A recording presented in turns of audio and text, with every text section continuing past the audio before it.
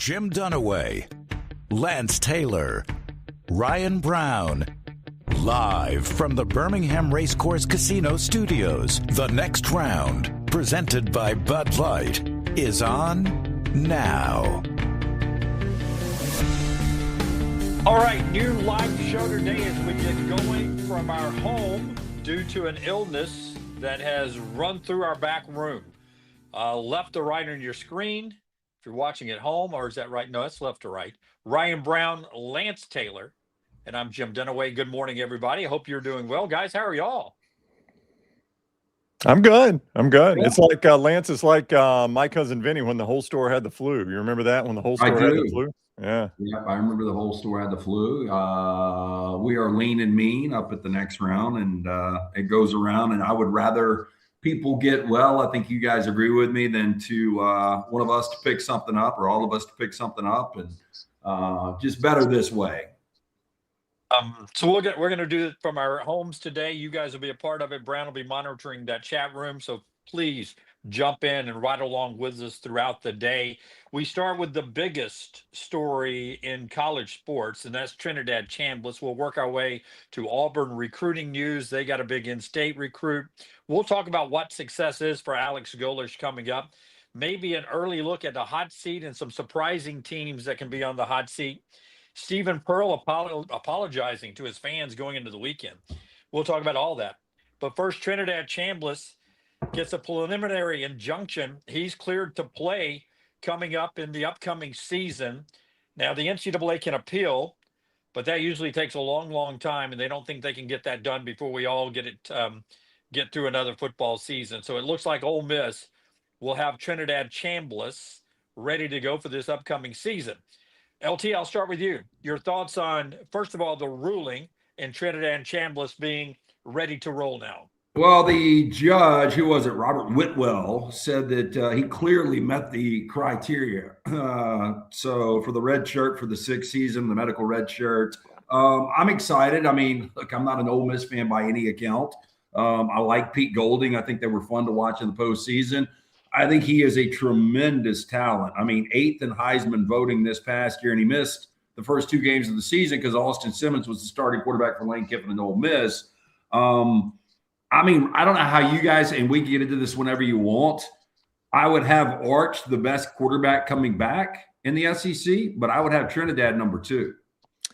I think that's fair. I mean, I have a difficult time arguing with you on that. Depends on, I guess, a little bit how you feel about Sam Levitt at LSU. We haven't seen him there, but we've seen Arch at Texas, so we know what he can do at Texas. We have seen Chambliss at Ole Miss, so we know what he can do at Ole Miss. I would say, Lance, one of my hesitations in going there is I do want to see without Lane Kiffin and without Charlie Weiss Jr. how that offense looks. Is it the same as it was last year, close to what it was last year without those 2 guys? So that would be my only hesitation. But this is a massive, massive win for Ole Miss, obviously, and a pretty big loss for the NCAA, frankly. So let's get into what LT wants to talk about here then. So Trinidad Chambliss, you said you have him second behind Arch? Yeah, I would go Arch 1. This is just my official, if we're just going top 5, and again, we completely butchered this. You brought it up yesterday. I think everybody butchered their quarterback ratings going into 2025, but going into 2026, I think the way Arch played down the stretch, I don't know if it was nerves, wasn't on the same page as Sarkisian, whatever it wasn't working in September and midway through October, and then he just took off. And if you really watched Arch down the stretch, that would have been a really dangerous team if they would have gotten into the postseason at 9-3. But I would go Arch 1, Trinidad 2, Gunnar Stockton 3.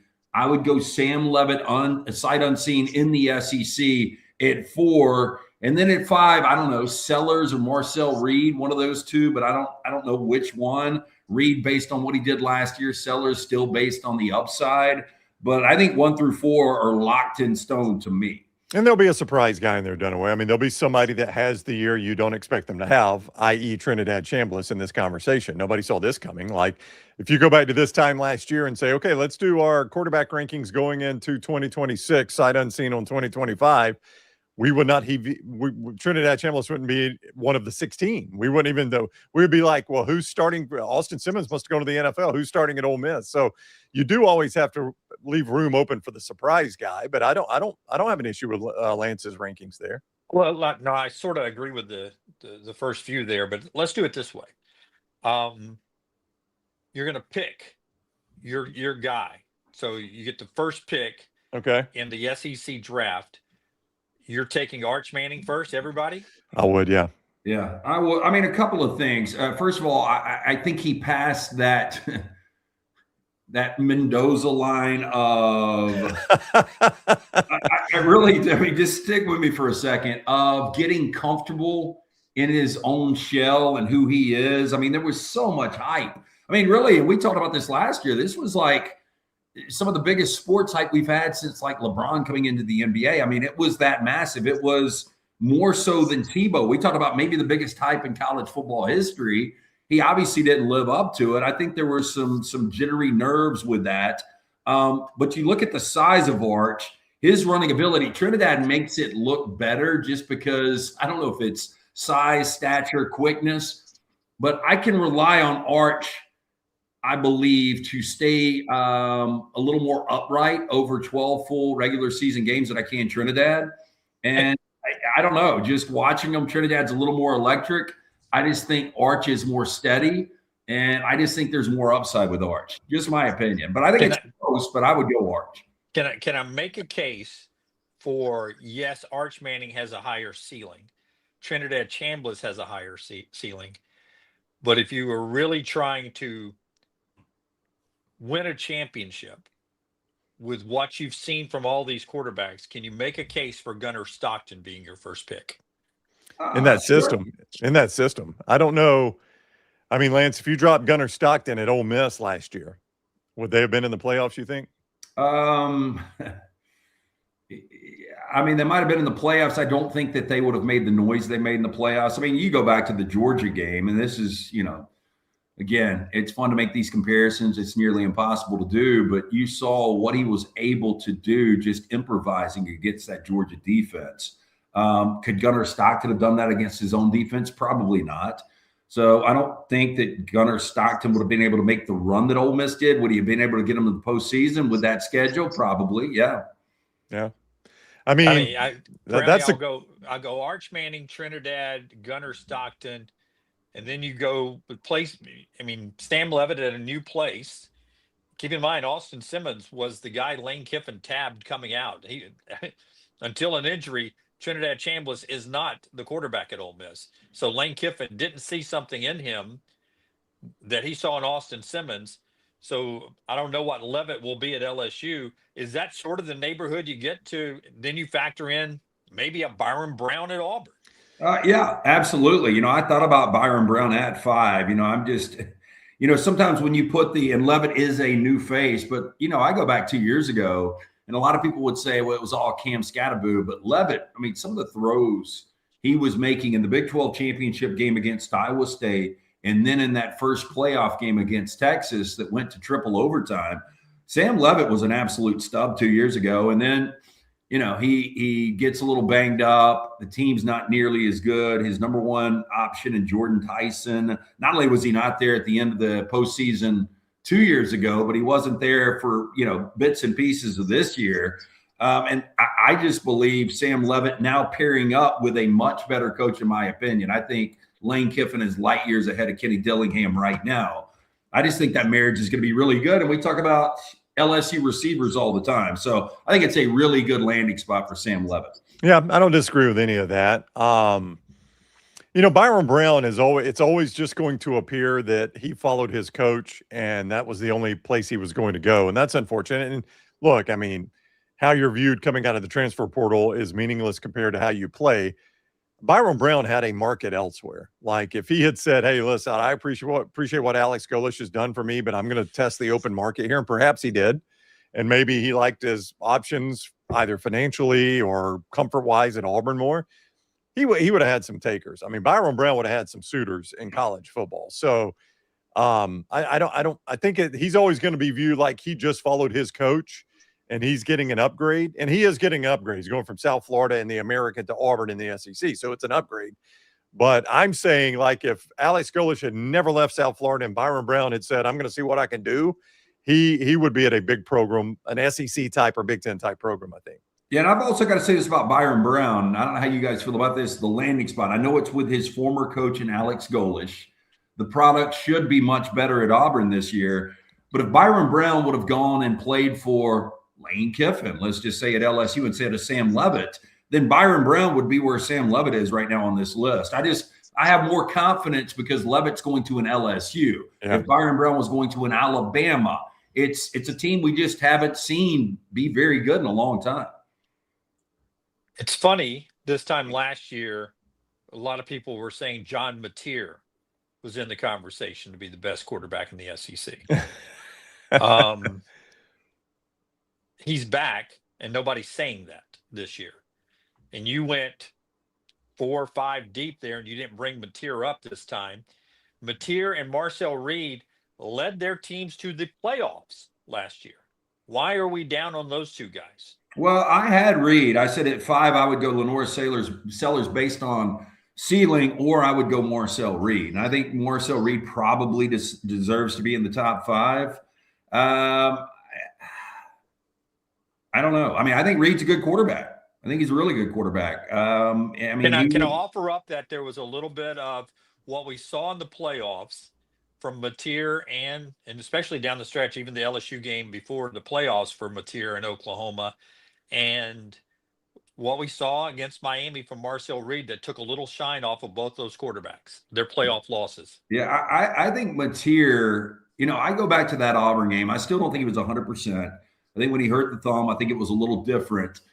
He is such a gunslinger, a guy that improvises all over the field, and it just looks sloppy. Now that could all come together. I mean, he plays like a Baker Mayfield, and we've seen Mayfield look bad, and we've seen Mayfield look really good. Mateer looked great in Pullman, and then he was, beyond shaky at times last year in Norman. The weapons were better in 2025 for Oklahoma than they were in 2024. I think Mateer, if we listed 1 through 16, would be 7, 8, 9, something like that. But again, he's still got a lot of upside based on what we've seen from him in the past. But what we saw last year just wasn't great, John Mateer. Yeah, I think the end of the year scares me off most on Mateer Dunaway. I mean, he was not the same quarterback after that hand injury. I don't think he ever recaptured. I'd have to go back and look at his game log to see if, there was a game where he put the numbers back up. But I would guarantee you look at his average numbers before hand injury and his average numbers after hand injury, and he was never the same quarterback. And I just don't believe it was all injury related. I think there was some of it where I think coordinators caught up on Ben Arbuckle and coordinators caught up on John Mateer a little bit and started putting both of them in uncomfortable situations. They couldn't respond. So Trinidad Chambliss is cleared. Now, before you guys start jumping, you don't expect anything from Keelan Russell or Austin Mack. Those guys we haven't seen as starters yet. The guys we talked about have been starting quarterbacks. We've seen them, whether it's in the SEC or other locations.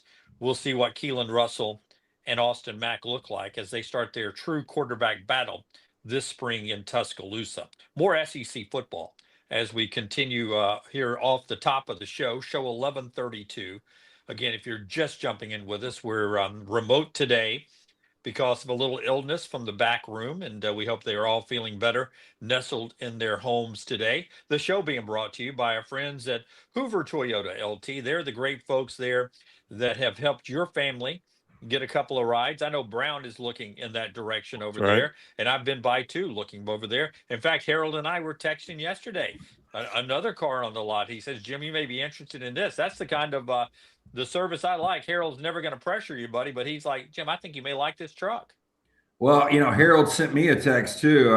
He's listening to the show, I guess, about the Cannonball Run, a GR886 for the Cannonball Run. I don't know if that was the car that Jeeves Tyler was talking about, but it's a yellow-looking, Too Fast, Too Furious car. And he was like, this would be perfect for you guys. And I was like, let's do it. Now, I think only 2 of us would fit in this. But Hoover Toyota, new Toyota used car dealer serving Birmingham, Alabaster, Vestavia, new and used car financing, auto service, and genuine Toyota parts. They've been perfecting the art, customer service for over 20 years with their philosophy to give information to their customers. When you shop with Hoover Toyota, they want to keep you as a customer for life. That's why they offer the Red Carpet Program, give you ways to let your friends and family experience an amazing shopping experience with their referral program. Their inventory offers fantastic selection. Their on-site finance department provides affordable financing options. Even after the keys to your new vehicle are in your hands, they are there to serve you with the service and parts department committed to keeping your vehicle running smoothly. You can view their entire inventory. Stop by the Highway 150 location. Go see Scott, Harold, Kim, all the fine folks there. Tell them the next round sent you. You can also go online to check out the great pricing, HooverToyota.com. And our guy, Alexander Shinara, trial attorneys, Shinara.com, Shinara.com. When you find yourself in need of an attorney for any situation in your life, you start with Alexander Shinara Trial Attorneys. You know by now, he handles personal injury cases. That's well known, but you might not know he handles many other cases as well. Bad drug and device cases, storm damage cases, workers cases, employment cases. The list goes on and on and on. And he's recovered $2 billion for his clients. That's $2 billion with a B for his clients at Alexander Shinara Trial Attorney. So you find yourself in need of an attorney, Shinara.com. You don't pay a dime unless they win your case. Shinara.com, Shinara.com. Dunaway, real quick before we get too far from Chambliss. Was that I don't know the word I'm looking for. Not a fatal blow to the NCAA, but I did a little research. I felt like people were bored very quickly on the Chambliss in the courtroom. I agree. But I'm curious what you thought, though. Yeah. 11 of 55 cases have been won by the player. 7 of 11 have been in state court. Of that 44 that haven't gone the player's way, there's at least 12 that are pending right now. So they could get to the 500 mark. Joey Aguilar is one of those today at Tennessee as he's seeking his 8th year. Joey Aguilar, and very important for Tennessee to get him, because if it's not him, it's George McIntyre, I believe, at Tennessee this year, which would put them in that conversation down around 14, 15, or 16 in the SEC quarterback conversation. A fatal blow to the NCAA? No, not yet. Because I think they were expecting it. The lawyers didn't even hang around. Taylor Askew and his team left before the reading. And it really made the Mississippi judge upset that they didn't hang around. In fact, he's going to look to see if he can hold him in contempt. It was very much my cousin Vinny. We don't do it that way around here, he said. So I don't think it's a fatal blow. I looked at Trinidad Chambliss's case and myself, and I thought this should be a slam dunk for Chambliss because of some misappropriated bad paperwork at Ferris State in Division II. I don't think he should be penalized for that at all. And it's Division II. If we're not going to count the JUCO years and the Pavia cases, if we're not going to count the European professional years in basketball, why are we going to count D2 years for Trinidad Chambliss? So, boy, I'm okay with him being cleared to play. Yeah, look, I know the precedent would have been a different level, but like this is consequential. Like this is the difference in Ole Miss getting to a college football playoff possibly, and Ole Miss being 7-5, and Pete Golding, in year one being on not a hot seat, but you guys know what I'm saying. The Bediako thing, I mean, it was irrelevant. Like this is meaningful. Yeah, this is their best player, to your point. Yeah. Bediako was there to fill a hole. This guy is what you build the ship around. But, you can't take that into consideration, though most of these high-profile cases have been quarterbacks. We talked about it yesterday.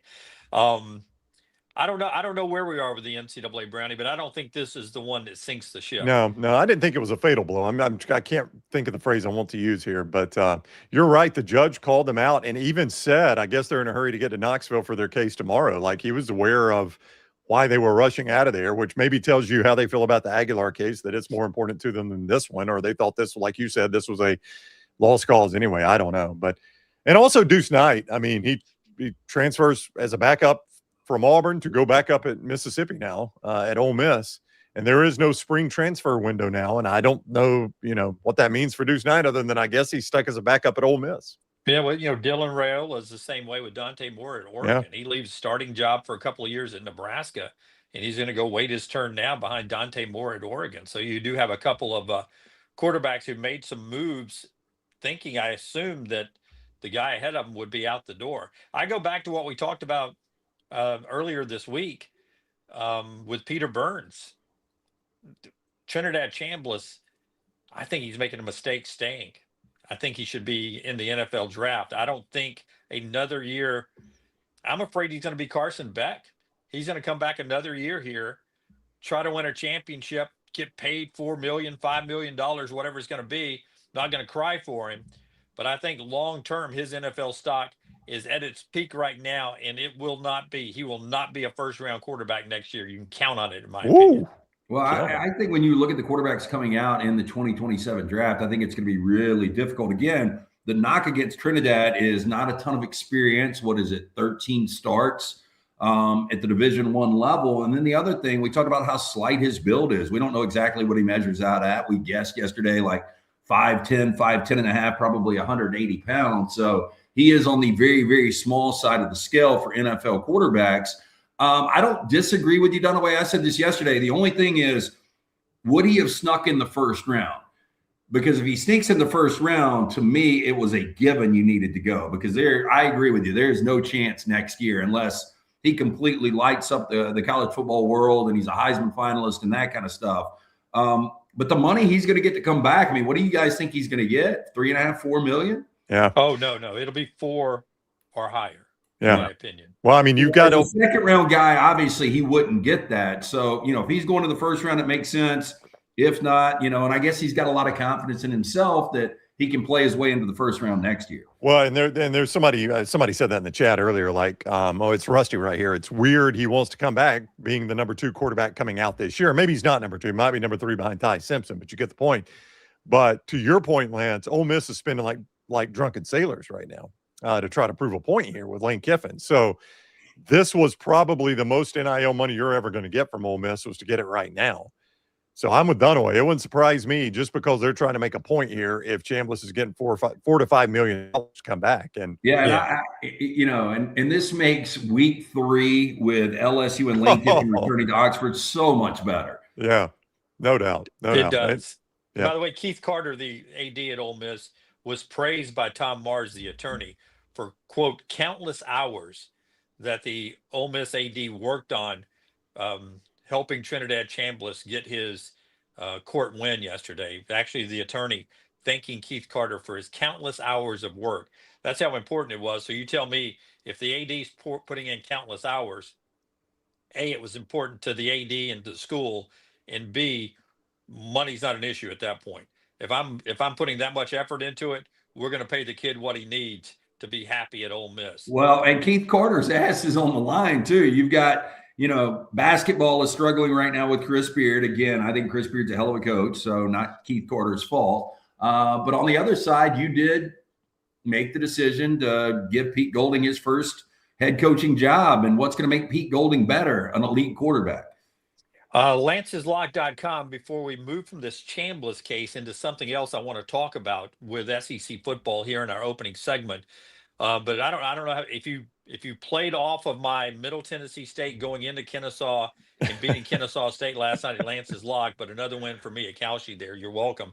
That's back-to-back days. But Lanceslock.com, always an interesting Friday night of basketball slate, but man, we got so many good games on Saturday. You can sign up for them at Lanceslock.com. Yeah, coming off another winning night, 4-2 last night at Lanceslock.com. There's a free play every single day. It is always brought to you by our friends at Hemp Hill Services. Trust the name. Birmingham has trusted since 1954 for all of your plumbing, heating, cooling. Any of those issues arise in your home or business, they are ready to serve you. 205-229-2090 or hemphillservices.com. And you can make it a great day on your way to work or school, or just start your weekend the right way with Bojangles tomorrow morning with those heart-shaped Bowberry biscuits. They are the Bowberry biscuits you know and love. Great way to start any day, but they're heart-shaped now through February 22nd. And they don't just do that to have fun. It is fun, right? A little way to celebrate Valentine's Day tomorrow in the month of love, but it also goes to great organizations. 10% of sales from the heart-shaped Bowberry biscuits are going to go as a donation to the Hardest Yard, the Greg Olson Foundation, and the Bojangles Foundation. So you can participate at your local Bojangles. All those funds go to heart health research, and it's just great organizations there that you're helping, and you get a great breakfast to boot. So swing by Bojangles, get those heart-shaped Bowberry biscuits now through the 22nd of February. It's your local Bojangles, where it's always bow time.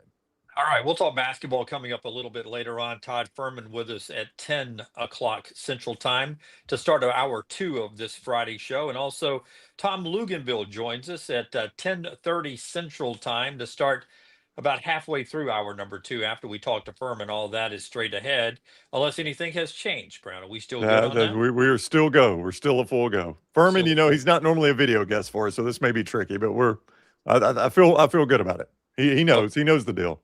He's going to get on camera with us. The way I left it, I think Ferman may join us on camera today. But I'll tell you, he does camera for.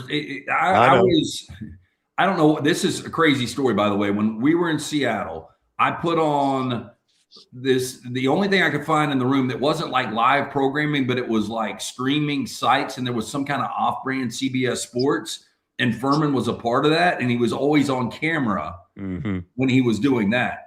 Yeah, and then CBS HQ.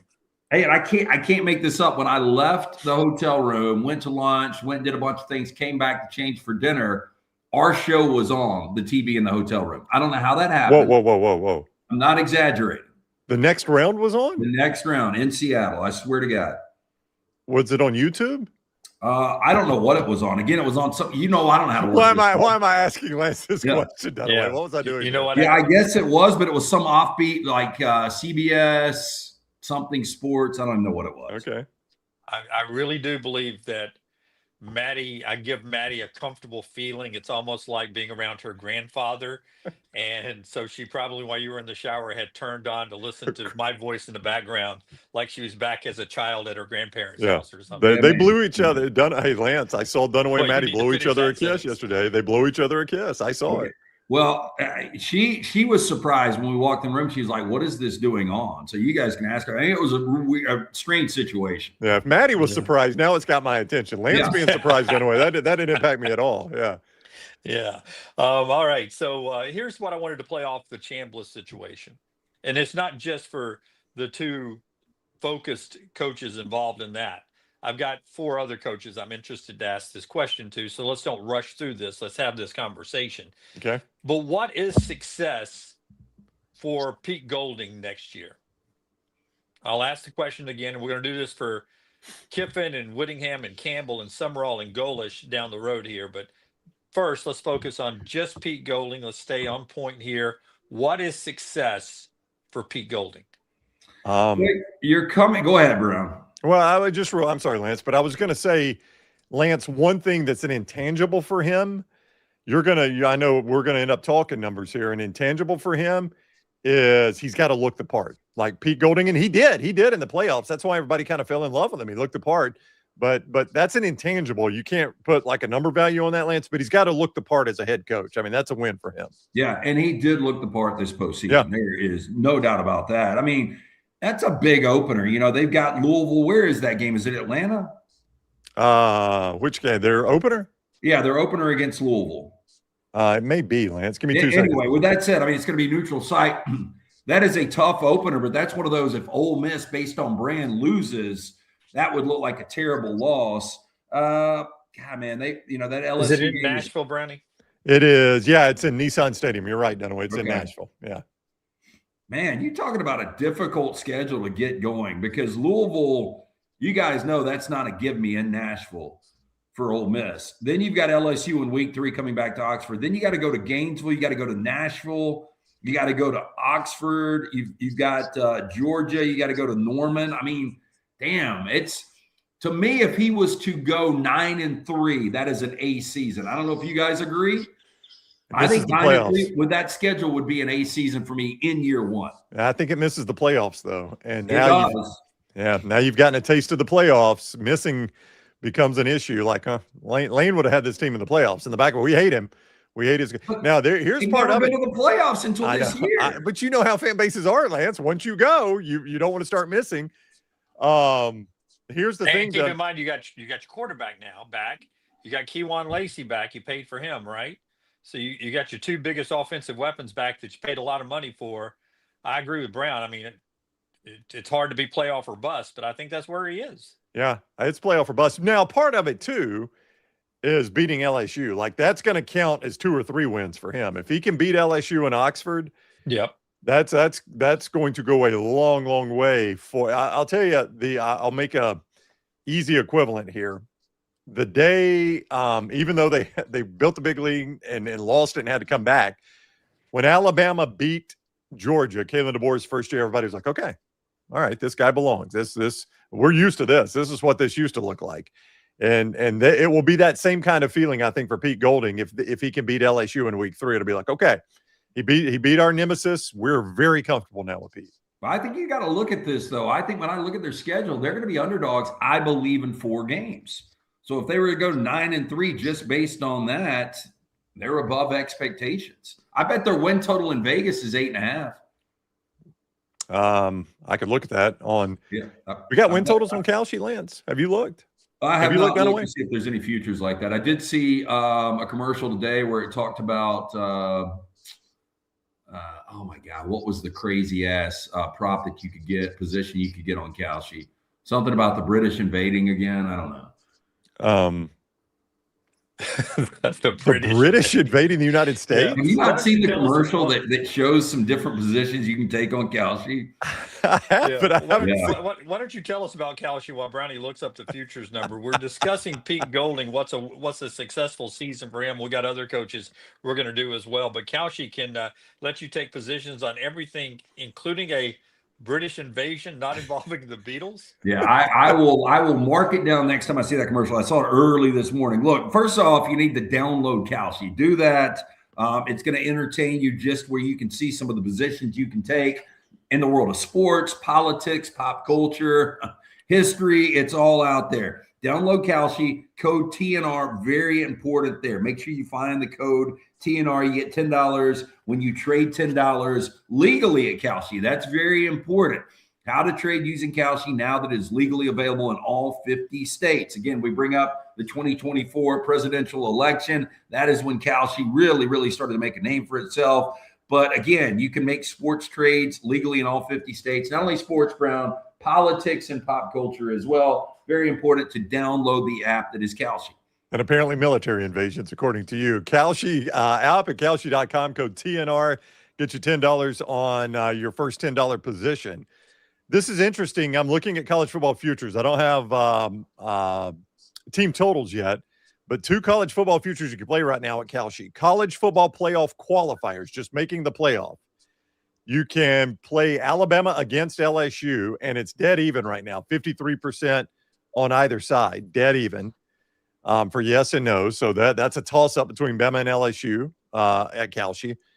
College football undefeated season. You can play Notre Dame against Texas Tech, and that right now is at 32% on either side. So it's also up there. So there are some college football futures. In fact, I saw this as bad news. First coach to get fired. Coach out before September. So that would be an early loss. Can you say that later in the show? I've got a nice big topic on that later on. Yep, I'm good. Tease ahead to that because getting back. So what did we settle on Golding for a successful season? What was the settle there? Oh, 9-3. I mean, you guys can. I'm the one that typically grades hard. Yep. I think. Hell, if he's to go 10-2, I don't see it with that schedule. I think it would be an absolutely incredible job if he was able to do that. I agree with you at 9-3. So what's successful for Lane Kiffin? Same thing. Playoffs are bust for him. Yeah. And I really think, Lance, I don't even know if making the playoffs, I guess they've never been. That would be good enough. Yeah, I guess. They need to go 10-2 and make the playoffs.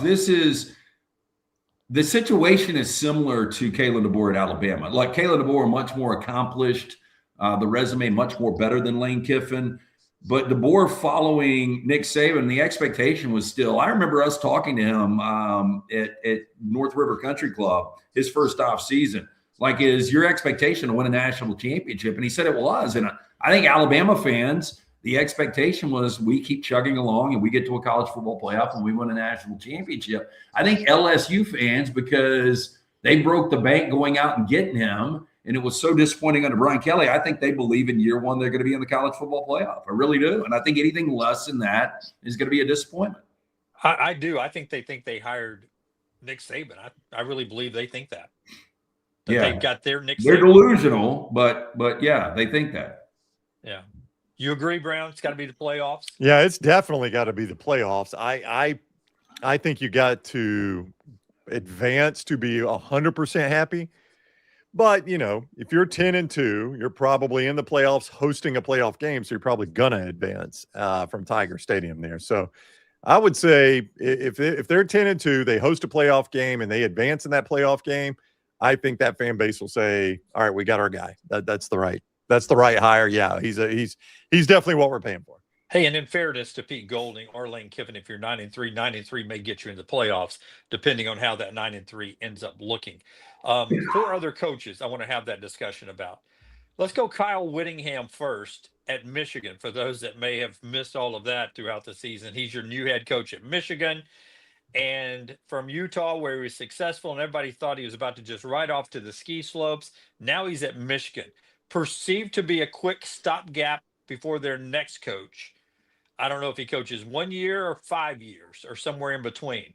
What's successful for Kyle Whittingham this year? Well, I need to pull the schedule because I do think schedule is important here. But with that said, I think 10-2 is what most.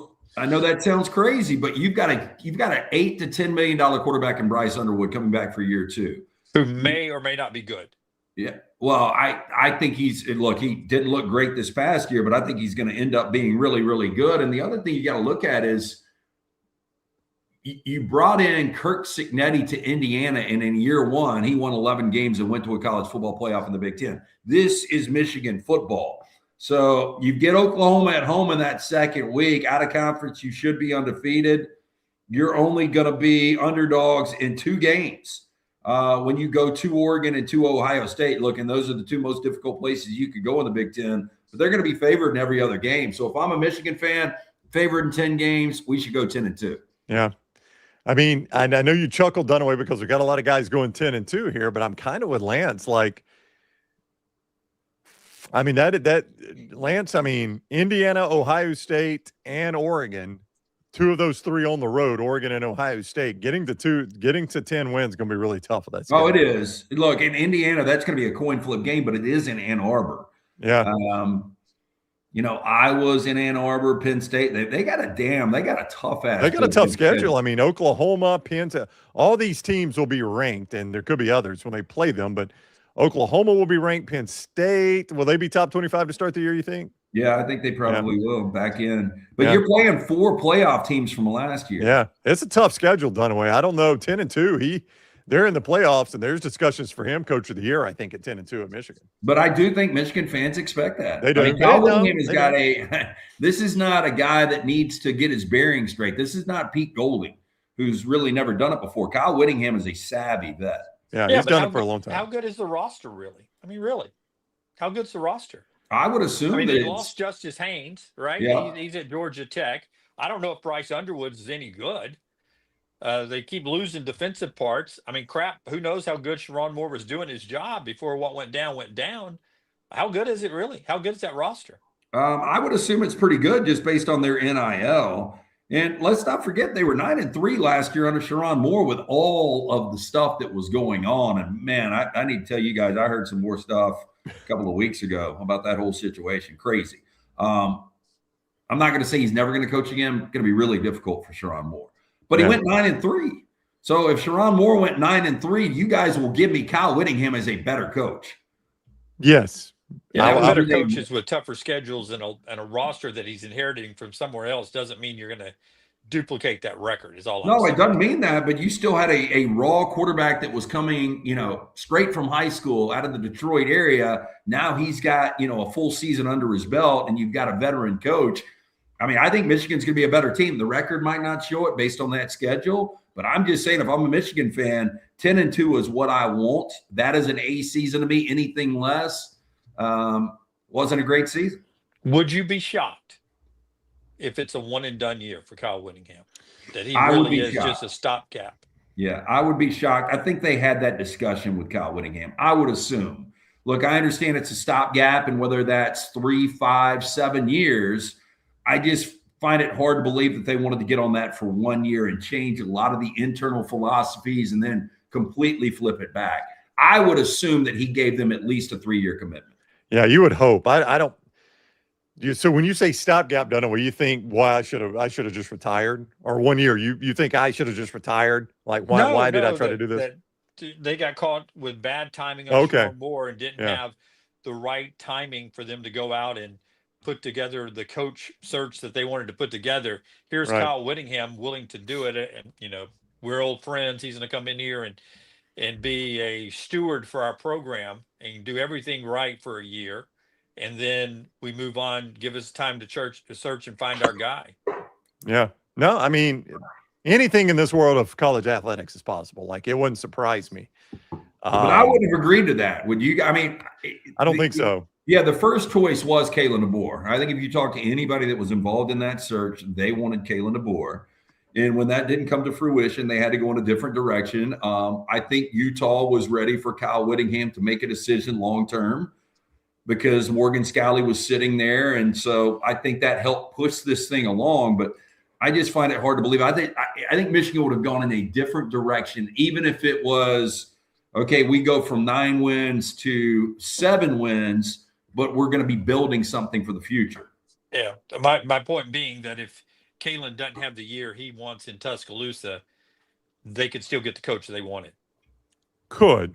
Boy, that's going to be – you've done Whittingham kind of dirty at that point, but maybe he signed up for that. I don't know. That's right. Maybe he signed up for that. You don't know. 3 more coaches on the what is a success for them, including Auburn's coach, after we tell you about some great folks. It is Valentine's weekend. This is February the 13th, 2026. If you're sitting here saying, oh, crap, I got to do something, friends at Woodhouse can help you out. They absolutely can, because you can order from your fingertips right now. Birmingham.woodhousespas.com. You can order the gift card. They can ship it immediately right there digitally to you or to your significant other. Let them choose from a menu of over 70 options: the waxing, the massages, skincare, nail services. They've got it all right there, located conveniently. Summit Shopping Center this week. Stop in, see him and that great staff. Tell them the next round sent you. Voted Birmingham's best day spa since 2009. For more information and to order online, birmingham.woodhousespas.com. Oh, wow. Your mic kicked all of a in. sudden sounded fantastic. Yeah. Did you do something different, or did Maddie hit something? Nope. Sounds good. No, it sounds good, Lance. Yeah. Oh, but Lance can't hear us now. Oh, he can't hear us now. Yeah. Yeah, I can tell by the look. But you sound fantastic. Our friends at Walk-Ons, they're there for you. Stadium Trace, also Tattersall here on Highway 280, Trussville. It's always game on with our friends at Walk-Ons, Sports Bistro there. I tell you, last weekend, Maggie and I, we got 24 chicken wings, 2 different flavors. My mouth watering just talking about them. Bone-in chicken wings. They were the best chicken wings we've ever tasted. We went with the buffalo sauce and we went with the hot honey sauce. Just so good. They've got that. They got the junior varsity burgers. They've got the Cajun food. Just all great food right there at Walk-Ons. And then you add in the beer selection, the TVs and everything. 3 great locations. Order in the app or come in and dine in and enjoy the games. It's always game on with our friends at Walk-Ons. You hear us okay, LT? You back with us? Nope. Oh. Now we've lost his audio. Now we've lost you, Lance. Oh, wait a minute. Hang on, Lance. Hang on. I can fix that right here. All right. Oh, nope, I cannot. There you go. You're good. Lance? Yep. Okay. Okay. We're good. Back with us. There we go. Everything good. We're back, baby. All right. So here, the next guy I wanted to ask is sort of a situation like Kyle Whittingham is Matt Campbell at Penn State. What is success for Matt Campbell at Penn State? Wow, you got a veteran quarterback. I think the expectation is more than people believe. I mean, you saw, and I forgot where it was, but you brought up the Big 12 projections, and Iowa State was dead last. Yeah. So I think that shows you the impact and the coaching ability of Matt Campbell. I just think there's going to be a little bit of a transition period. You know there's talent there because you go back, the team that tested Indiana more than any other team, including Miami in the national championship and Ohio State, the Big Ten championship, was Penn State and Happy Valley. So they still got talent there. Again, you're bringing in a veteran quarterback. I need to pull that schedule, but I would think 9-3 would be a really, really good year in year one. Yeah, I mean, I would agree. Lance, I can pull their schedule real quick. I've got it right here. Because I don't think they've got a particularly difficult non-conference, which obviously will ease him in, and I'm right about that because they play Marshall at Temple and Buffalo. Wisconsin at Northwestern. I mean, you really should be 5-0, but then it gets real pretty quick. USC at home at Michigan. Tough games there. Bye week Purdue at Washington, Minnesota, Rutgers at Maryland. That is not a tough schedule. No, you get no Oregon, no Ohio State, no Indiana. You miss the top three. So to me, it's got to be 9-3. You're going to be underdogs at Michigan. You will be underdogs at Washington. USC is going to be a coin flip. You're going to be favored in at least 9 games, maybe 10 games. So 9 wins is the number for me in year one. And that's successful. That's not just the bottom. Because with that schedule, it does sound like they should be a playoff team. They should, yeah. And I think a lot of people, they're probably, every year we have one of these sexy Big Ten playoff teams. Hard to believe Penn State would be a sexy Big Ten playoff team with a top 20 coach in Matt Campbell, but I think they're going to be that team in the Big Ten based on that schedule that everybody will be talking about. John Summerall at Florida. What's a successful season for him? Now, see, very different expectations in Ole Miss, LSU, Michigan, and Penn State. Though Florida is right there with pride of program, national championships in recent years, and all of that. But the expectations have to be a little different there for Summerall. Yeah, I'm going to look at schedule here. Boy, it's going to be hard, Lance, to find 10 wins in that schedule. I think it may be hard to find 9. Well, and Aaron Philo's your quarterback, right? Yeah, I from guess. Georgia Tech, where you bring his offensive coordinator first, and then he brings the quarterback with him. Everyone around the Georgia Tech program loved Philo, which shows you why the OC wanted to bring him. I think he'll win the job. I think they're very comfortable with him. Is he better than DJ Lagway? Is the personnel around him? I feel like the philosophy will be good with Summerall, but you can't start 10-2 or 9-3 looking for 10 wins or 9 wins. Nah. Florida, not with this new coach coming off actually firing a coach for on the field reasons. Yeah, I mean, especially when your conference is at Auburn, host Ole Miss, at Missouri, host South Carolina, at Texas, Georgia neutral site, host Oklahoma, at Kentucky, Vandy, and then you still got to play Florida State. I mean, that's you're probably Lance, I would say 8-4. I think 8-4, depending on what it looks like. And here's the good news I'll say about this, Lance. If you go 8-4, even if it's maybe 7-5, your last 3 are at Kentucky, host Vandy, at Florida State. There is a chance you can at least finish with 3 consecutive wins and go to a bowl game. I think in year one, Florida fans will look at that as a step forward. Yeah, I think they're going to be favored in 6 games. So if you were to go 8-4, I think that's a good number for John Summerall. I think 7-5, I think you digest that. You're okay with it. I think 6-6, you're like, damn, what happened? But 6-6 is not out of the realm of possibility. But I think 7-5 or better is a really good year for John Summerall to start this off with that schedule. I'll ask you about Alex Golich after you tell us about Odie's, LT. Odie's Tavern, live music every Friday and Saturday, both locations, the original in Crestline, newest location in Edgewood, a great place to stop in, get a good meal. You can knock off work early on this Friday, great place to watch college hoops. You can do it at either location. The award-winning food from Rodney Davis, almost 40 years now. The wings, the burgers, the sandwiches, like that Diablo sandwich. Chili is always fantastic this time of year. Ice cold beer buckets, full of the Bud Light, the Odie's Famous Cup cocktails. Get in and see Will Avery and that great staff. 2 locations, the original in Crestline, newest location in Edgewood, Birmingham institution. It's Odie's Tavern. All right, Brown, I'll start with you. Alex Golich, successful year there. I mean, is it as simple as going to a bowl game? Well, I mean, Auburn has not had a winning season since they fired Gus Malzahn, and that is astounding to think about. And never, and probably the history of my life as just a winning season, been acceptable at Auburn. But I think I would say this year, if you go 7-5, again, I'll say the same thing I said about John Summerall. Some of that depends on how that 7-5 looks. Some of it depends on, do you pull an upset? Do you find a way to beat a Georgia or beat an Alabama? That helps, obviously. But I think just getting a winning record, Auburn fans have not seen that in a while. It's sad to say that. This is never what that program should be, but it is what it is right now. I think 7-5, Lance, if he looks, okay doing it, I think Auburn fans would say that's a step forward. I would agree. I mean, we haven't seen a winning season since 2020. So I think if you were to have a winning season in year one, but I do think Auburn fans probably expect it with the money you're paying Golish, with Byron Brown, an experienced quarterback coming in. I don't know how realistic that is. Very important they get off to that really good start in September. We talked about how important the Baylor game was. Ironically, they got the Baylor game and everything fell apart after that. But Baylor in Atlanta is going to be big. Southern Miss, Florida, Vanderbilt. You're going to be favored in your first 4 games. Then you'll be a dog finally when you go to Knoxville. But I think Auburn, for Golish, needs to be 7-5. I think a winning season will do it, and that'll make you happy, and you're moving in a good direction. Having Byron Brown will help. A quarterback you're comfortable with in the system, he already knows it's not a transition like you've had with Harsin and Hugh Freeze. So that'll be a good place to start. Much more to talk about with Auburn as we get closer and closer to the start of the season, but recruiting good yesterday.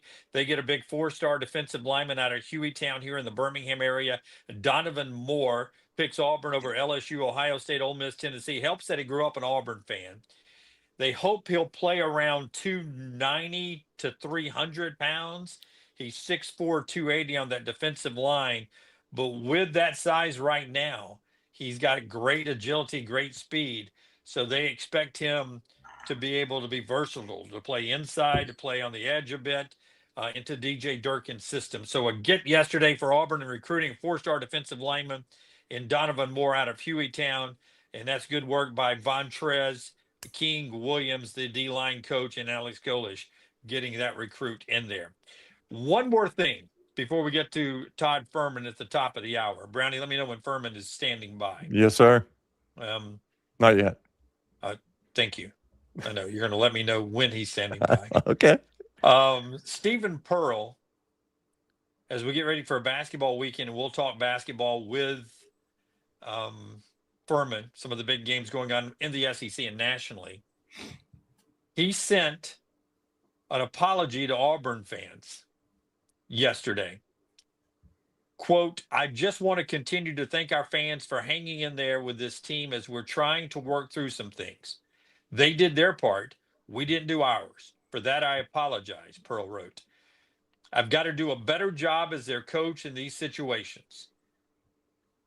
And then he goes on to say, "Protecting home court is really important.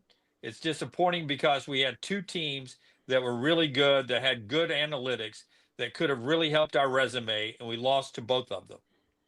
So missed opportunities there, but we've got to find a way to steal a couple on the road, and then, like you said, try and protect home court later in the season.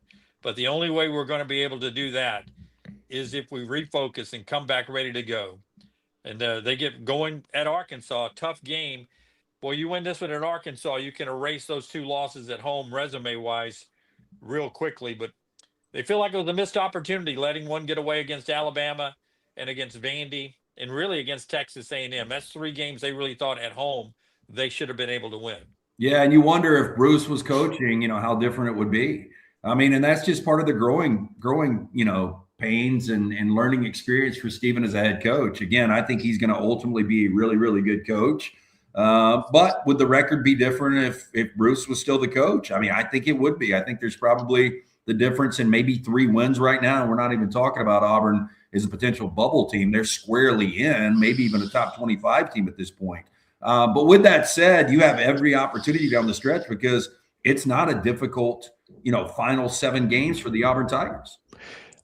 Jim, I'm going to ask a question you might not know the answer to, and I apologize in advance. Is this a normal newsletter he sends out, or was this a special note that he sent out? It was my bad. I said right. It was on Tiger Talk. Oh, okay. So he was talking, gotcha. not writing. Okay. So he, it was his chance to talk to the fans, and he was he sent an apology. So he didn't write it. Okay. That's on me. No. When you said sent, I think you did. I don't know if you said right, but when you said sent an apology, yeah, I thought this was an email or something, which I was going to say feels awful quick to be doing something like this. But on Tiger Talk, I understand it completely. So back to the exercise we did earlier with the college football coaches, and we might have done this with Steven, I don't remember, but I would have thought, I know Pettiford was back, but getting to the NCAA tournament and winning a game in year one would be a nice season for Steven. Yeah, I would agree. I mean, I think round of 32, you're like, okay, first year coach, there were some growing pains. There was a learning curve being a coach, but made the tournament and advanced a game. You make the Sweet 16 and you're like, okay, we haven't missed much of a beat here at all in year one. So it's weird that you would make it one game, one win like that, but I do think that would be the value of making the Sweet 16.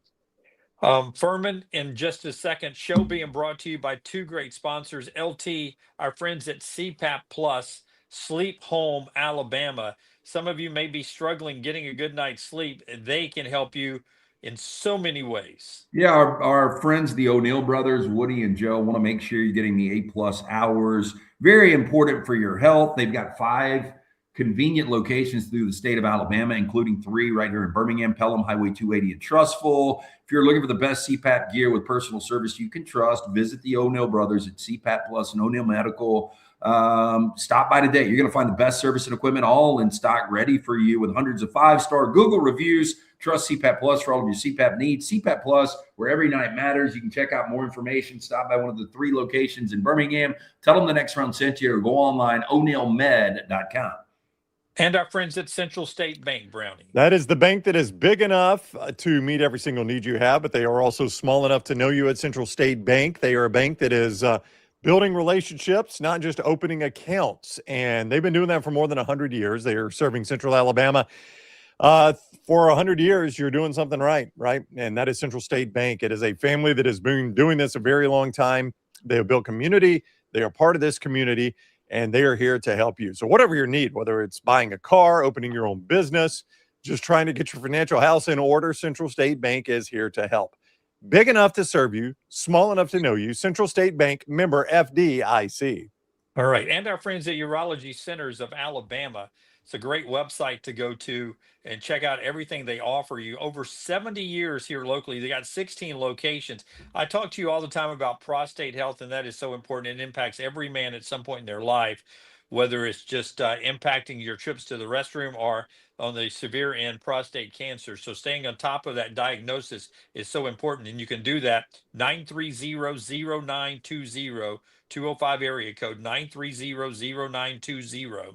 UrologyCentersAlabama.com. But they do a lot of other stuff, by the way. They handle problems with erectile dysfunction, kidney stones, low testosterone. They can handle that too, all right there at Urology Centers of Alabama. Maybe I talk too much about specific things there, or not as specific, but I got asked the other day, where can I go for some low testosterone issues, Jim, if I'm having some problems with that? I said, my friends at Urology Centers of Alabama, UrologyCentersAlabama.com, 205-930-0920. They'll take care of you. Todd Ferman talking about the games on the court coming up this weekend. In just a second, Brownie will give me, he'll just jump in when Ferman is there ready to go. I would tell you they are winding through Mardi Gras down in New Orleans. And this is the only part I hate about being remote, that we don't have the video to show this, but you can go search this out. Lane Kiffin actually retweeted it. There was a float in the Knights of Chaos parade, which was the first of 2 parades on Thursday. And it was titled Ole Mistake, Mistake. Oh, wow. And it had a Lane Kiffin image on the front of the float, and Kiffin sent a laughing emoji. On one side of the float, it had Landry and Wes Weeks, and out of Wes Weeks' mouth was a bubble that said, "Who's your daddy?" with Landry Kiffin on the side. But he had an LSU t-shirt on, but it was mid-drift, showing Lane's stomach in shorts with his visor on, LSU colors. I couldn't figure out if it was pro LSU, pro Kiffin, or anti Kiffin. It's just When you got your daughter on one side with the LSU linebacker saying, "Who's your daddy?" But Lane laughed about it. But that's part of the culture in New Orleans. The Knights of Chaos parade yesterday. Go check it out on social media. Knights of Chaos, aptly named. I'm headed to Mardi Gras, by the way. I'll be down in the Mobile version Monday. So yeah, as wild as that fan base is, I if I'm Lane Kiffin, I want him to leave my daughter out of it. Yeah, I would agree. There's certain lines you don't cross, and I would say that is one of them. Todd Ferman joins us every week. CBS Sports, at Todd Ferman on social media is where you find him, and he is with us now from out in Vegas. What is up, Ferman? How are you today? Doing well, gentlemen. It feels like you guys are doing the show during the COVID era now with everybody in their home studio, safely quarantined. I understand, Dunaway and Brownie, you guys doing everything you can to stay away from LT as best as possible. Normally starts with a shot at Dunaway, Lance. He starts with a shot at you today. Oh, that's fine. Hey guys, before we get into some of the topics I know you have on hand, I just want to know, LT, have you booked your flight to Melbourne already to try and be there as part of the kickoff celebration between the Rams and 49ers in Australia for the start of the 2026 season? Wait. Can I answer? Can I just say he made a deal with God that if Matt Stafford came back, I am going to try to go to every game next year.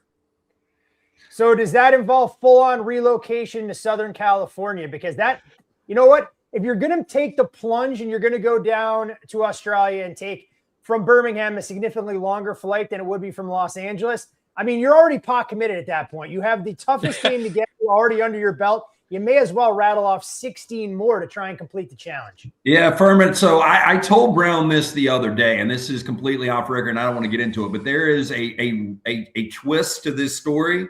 Brown, you would tell me if this twist comes to fruition, this is going to be a reason for me to go to more of these games. Yes, yeah.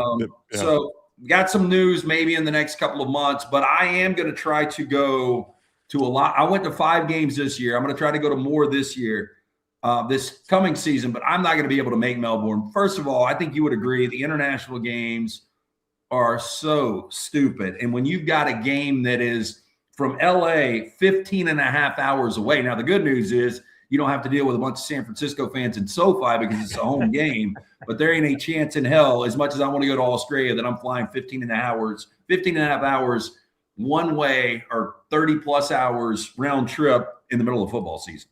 You know, it's pretty wild. Put it out there when that game was officially announced that it was going to be a divisional game against 2 teams that'll most likely be vying for division supremacy next year. The amount of Rams fans that went, you know what, if we have to sacrifice a home game to avoid the 49ers being able to flood our stadium, it's a small price to pay. And I think it's more emblematic of the fact that the Rams just can't get their own fans to turn out in their own building, knowing how strong that 49ers contingent is. But from an international game standpoint, look, the interesting wrinkle with this one is that we could be talking about an NFL game on a Wednesday coming out of the opening of college football through Labor Day is the proposed plan for the NFL right now. It'll be 100,000. I don't mind the international games mainly as a better because it gives us that third window on Sunday mornings, and I don't sleep at all during the fall. So if you're going to give me a chance to have a little bit of action at 6:30 in the morning out here on the West Coast to jumpstart things, I don't hate it from that standpoint. But the product of play has been downright horrific. And it just feels like an extension of the miles, the wear and tear they're putting on these players. But I guess when we're inevitably going to extend to an 18-game regular season schedule, we can only hope that they use a 20-week footprint and these teams can have 1 or 2 buys and have time to rest and recover if they're going to send them international. Hey, so one more point on that, though. So when you play the European games, they typically kick here where we are, Central Time Zone, at 8:30, so 6:30 for you. But they're talking about this this Australian kick to be at 5 a.m. Central Time. So that would be 3 a.m. for you. Yeah, going to get a little bit more aggressive. I mean, I can't lie. I did wake up and watch some of Finland, Sweden over in Italy with a 3:10 puck drop this morning. So would I want that every week during the NFL season? Absolutely not. But if I have to do it once, I'll probably bite the bullet. But it is interesting that they don't want to try and play that game at essentially what would be noon local time in Melbourne. I know it would hurt the attendance, but that would allow them to operate in a prime time window. So look, these international games aren't going away, and it feels like the next iteration of the NFL, we're going to get some level of expansion and a global division. It'll probably mean a unit of teams in Europe. And it just feels like the NFL is going to stop at absolutely nothing to make this a global game and do everything they can to line their own pockets.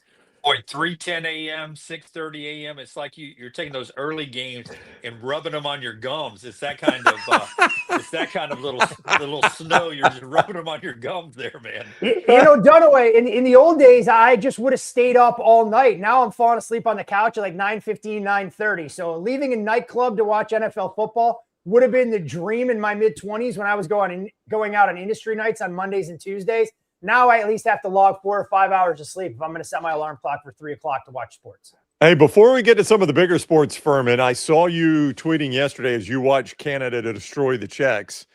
If the U.S. is to beat Canada in hockey, for anybody that's caring about the Winter Olympics, you called it almost a second miracle on ice. Canada is that good, huh? That if the United States is going to beat them, it is going to be a massive upset?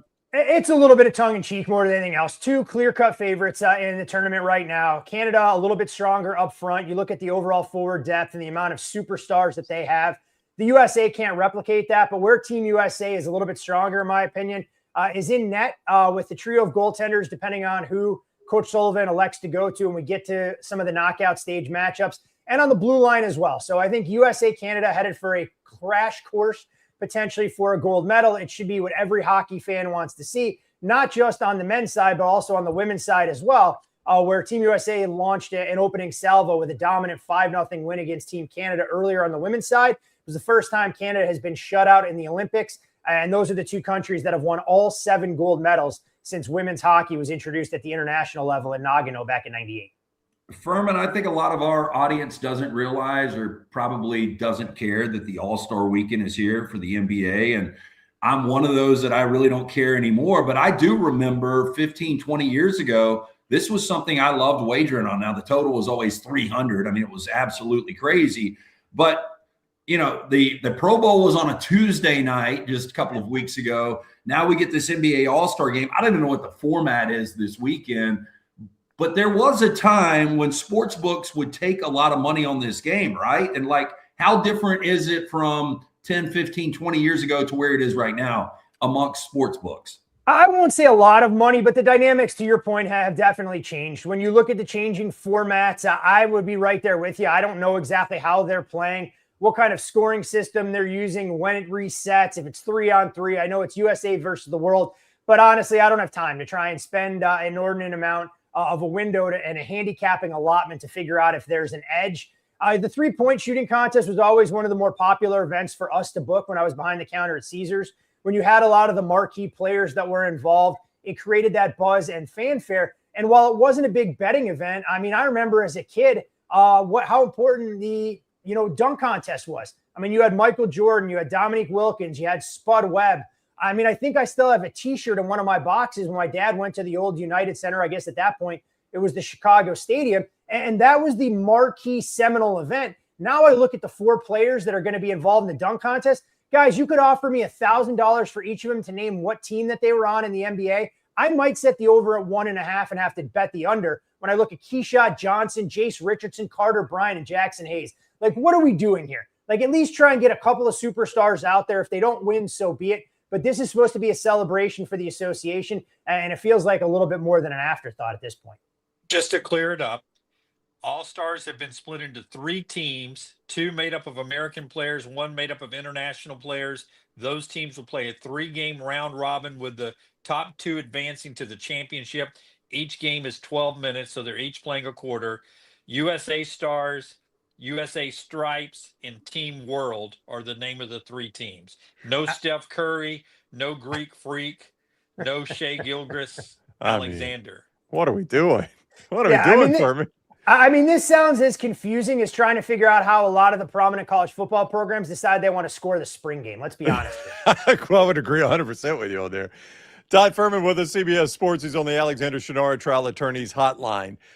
Real quick on Ole Miss, getting Trinidad Chambliss back. I know we're maybe a little bit early for win totals, but I would have to think Trinidad Chambliss versus Deuce Knight that Ole Miss win total will be impacted a little bit by that judge's decision in Mississippi yesterday. It'll change things quite a bit. Now, what is interesting about that so far is even with him potentially getting that 6 year, given the court's verdict, he hasn't been added back to a lot of the prominent books' odds to win the Heisman Trophy. And that's the market where you're going to feel the most seismic impact. When you go through some of the favorites right now, you're looking at the CJ Carrs of the world, Arch Manning, Jeremiah Smith, Julian Say, and Dante Moore. Trinidad Chambliss is going to insert himself right into that thick of the conversation.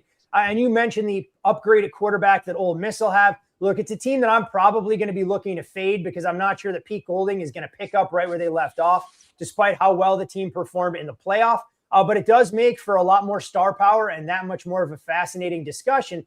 But again, I mean, this college sports stuff is becoming an unmitigated disaster. And there are times like this, guys, where I love college football a lot more than I do college basketball. But it makes me feel better that I'm just a bettor above all else rather than a fan trying to sort out all this mess and mayhem. And before we get to the basketball, I know you're a huge NASCAR guy. First off, I was there 25 years ago covering the race. I think I went 13 straight years when Dale Earnhardt died. I stayed up and watched the special last night on FS1 after the Twins. Crazy how the popularity of the sport has changed in 25 years after his death. Is there still any big market out there in Vegas? And how big was it at one point? NASCAR plays in Vegas. You mentioned that documentary they did Dunaway, and I think NASCAR Productions deserves a world of credit. I didn't watch it in its entirety, then did watch a good portion of it early, and you see the heartfelt emotion from Mike Helton and journalists who are in and around the sport like Ryan McGee. And I forgot, because I won't claim to be a NASCAR historian, I wasn't really following it at that point, that was the first race that Fox had ever broadcast for NASCAR.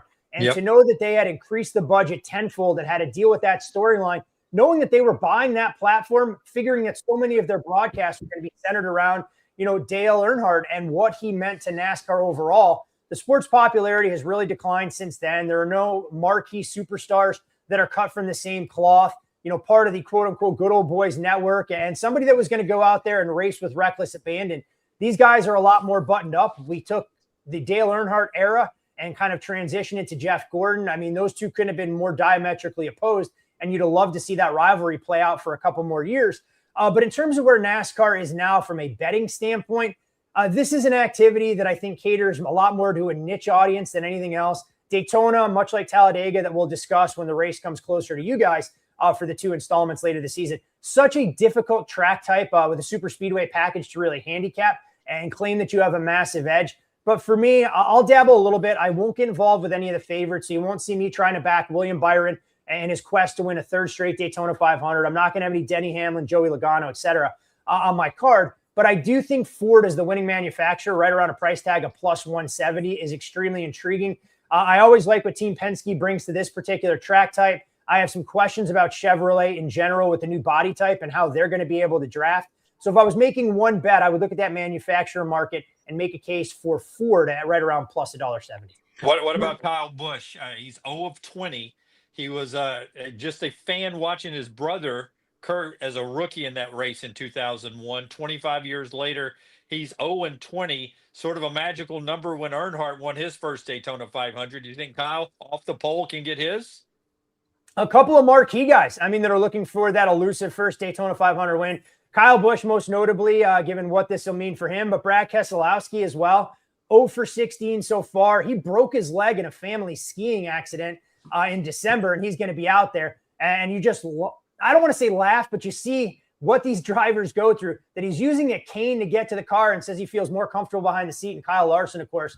Look, the price on Kyle Busch for me just isn't enough to try and get involved with where he's being priced. But I do laugh because NASCAR has a knack when it comes to Daytona for putting one of the bigger storylines on the pole for the Super Bowl of the entire sport. And for those folks who followed a lot of the offseason drama with 2311 filing suit against the sport and one of the more prominent members of NASCAR brass being forced to step down for some illicit texts and things he shouldn't have said about Kyle Busch's team owner and Richard Childress. I do think it's fascinating that we can imagine a closed-door conversation where NASCAR goes, you know what, Richard, how can we bury the hatchet? Why don't we just allow Kyle Busch to sit on the pole for Daytona? We'll call it even. And maybe they just gave him a little bit bigger restrictor plate to allow more air intake to give the number 8 car, top billing as we head into the big race on Sunday.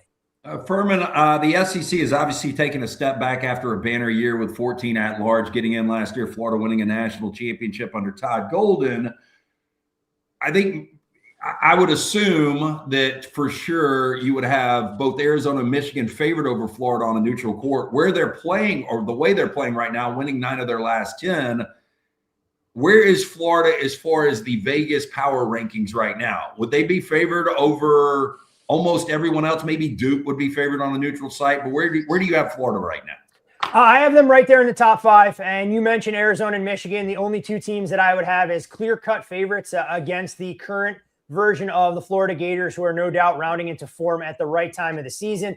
Duke and Houston would be the other 2 that you could make a slight case plus or minus 1 before you dug into the matchups there. But I think Florida has a legitimate track, maybe not necessarily to being a number 1 seed unless if they were to win out. But the only 2 teams in the country right now that I think would be clear favorites, and when I say clear, I mean more than a possession, would be Arizona and Michigan. I think Florida would be more than comfortable holding its own if it saw Houston again in a second installment of that instant classic that we got in the national championship. And it's a Duke team that, look, I have some concerns about the Blue Devils overall. I'm not going to say this team is a little bit of a paper tiger, but I always worry about their toughness when we get into the one-and-done situation. I think the length that Florida has up front, that veteran experience, the Gators, a very legitimate shot to be back-to-back national champions, especially if they're able to get a favorable draw on Selection Sunday. Todd Ferman with us, CBS Sports. He's on the Alexander Shinara Trial Attorneys Hotline. Do you think Miami, Ohio is going to be an intriguing team? Because I know the metric, I don't know where Vegas has them. The metric sites have them in the 70s. I've seen them as an 11 seed. Heck, Dunaway pointed out if they lose a game and don't win their tournament, they might not even make it in as an at-large, and they're the lone undefeated right now. But, I mean, you can't seed this team any higher than a 10 or 11, can you? I'm with you. I can't see them being seeded any higher than an 11, even if they were to run the table in the regular season and finish I think that would make them 29-0, and then a 2 to 3 potential wins that they could add in the MAC tournament as well, going into 32-0. Their full body of work just doesn't support being a seed that's higher. And I know while Miami of Ohio fans, the 7 of them that I'm sure that are out there that are living with this improbable run for the Redhawks that they haven't seen since Wally Zerbiak was walking around Oxford, Ohio, there's not much meat on the bone. I mean, you go through their resume, and I'll pull it up right here, guys. I mean, the non-conference wins: Old Dominion, Trinity Christian, which I'm convinced might be a Bible college, Air Force, Mercyhurst, Arkansas Pine Bluff, UNC Greensboro. You got wins against Indiana East and Milligan. Guys, I'm not sure those are even real college programs in all of this. So it's not like they even have a win over what I would call a high mid-major conference for the most part. Marshall, I guess, in the Sun Belt, but nothing against the Power 5 opponent or anything like that. So it's been phenomenal to watch. In my opinion, even with a loss, they deserve to get in, meaning that the MAC could potentially have 2 teams. But yeah, I wouldn't see them higher than an 11. But a fun team to watch, knowing that they have 5 guys that can go out there and score. They're just not overly athletic. And again, the power profile is very difficult to ignore, given where they are, and for me, outside the top 75 as well. Auburn has missed some opportunities at home this year, Texas A&M, Alabama, Vandy. Now they go on the road to play Arkansas. Some people argue other than Florida, Arkansas is the second best team in the SEC. What do you make of this Auburn team on the road at Arkansas this weekend? They need to try and get things figured out. I'm not going to sugarcoat it for Auburn fans right now. They're going to be a sizable underdog, figuring that 7.5, 8 range for the game tomorrow. I haven't seen an opener right now, but when you come in reeling, having lost 3 games in a row to Tennessee, Alabama, and Vandy, and look, the game against Alabama, a hard-fought loss coming up just short in a track meet. The games against Tennessee and Vandy weren't discouraging by any stretch, but you have to win some of these hard-fought, tight games. And Arkansas right now, to your point, Dunaway, playing some of the best basketball in the conference. So I'm not going to sit here and say that I think Auburn has an excellent chance to pull off an outright upset. But I can tell you one thing, if they can get an upset win against Arkansas, schedule sets up favorably with some home dates coming up and a trip to the hump to take on Mississippi State next in a contest that I think they can win. Although upset Arkansas here, knowing that you have a home date against Kentucky looming, you could probably pencil in the proverbial letdown or flat spot against Mississippi State sandwiched in the middle. Fred Hoiberg, obviously an incredible coach. I mean, they opened 20-0. Ferman, they've lost 3 or 4. But when you look at who they've lost to, Michigan, Illinois, Purdue, top 13 teams, is this maybe a time to jump on Nebraska? I mean, I don't think that they have what it's going to take to make a deep run in March. But to your point, LT, I mean, again, nothing to be embarrassed about. I mean, going down against some of the Big Ten's heavyweights that we expected to be significantly better this year, you wonder the weight of expectations that were coming down on this team when they started the season 20-0 before things have kind of, corrected themselves. The game that I'm looking at won't be this weekend against Northwestern, where they should win that game by double digits. You wonder if Northwestern has anything left, given how competitive they were against Michigan and a game that got away from them in the second half. But where I think we'll get a better understanding of where this Nebraska team is and where they can prove their mettle is going into Carver Hawkeye Arena in the middle of next week and taking on an Iowa team that was extremely discouraging earlier this week against Maryland.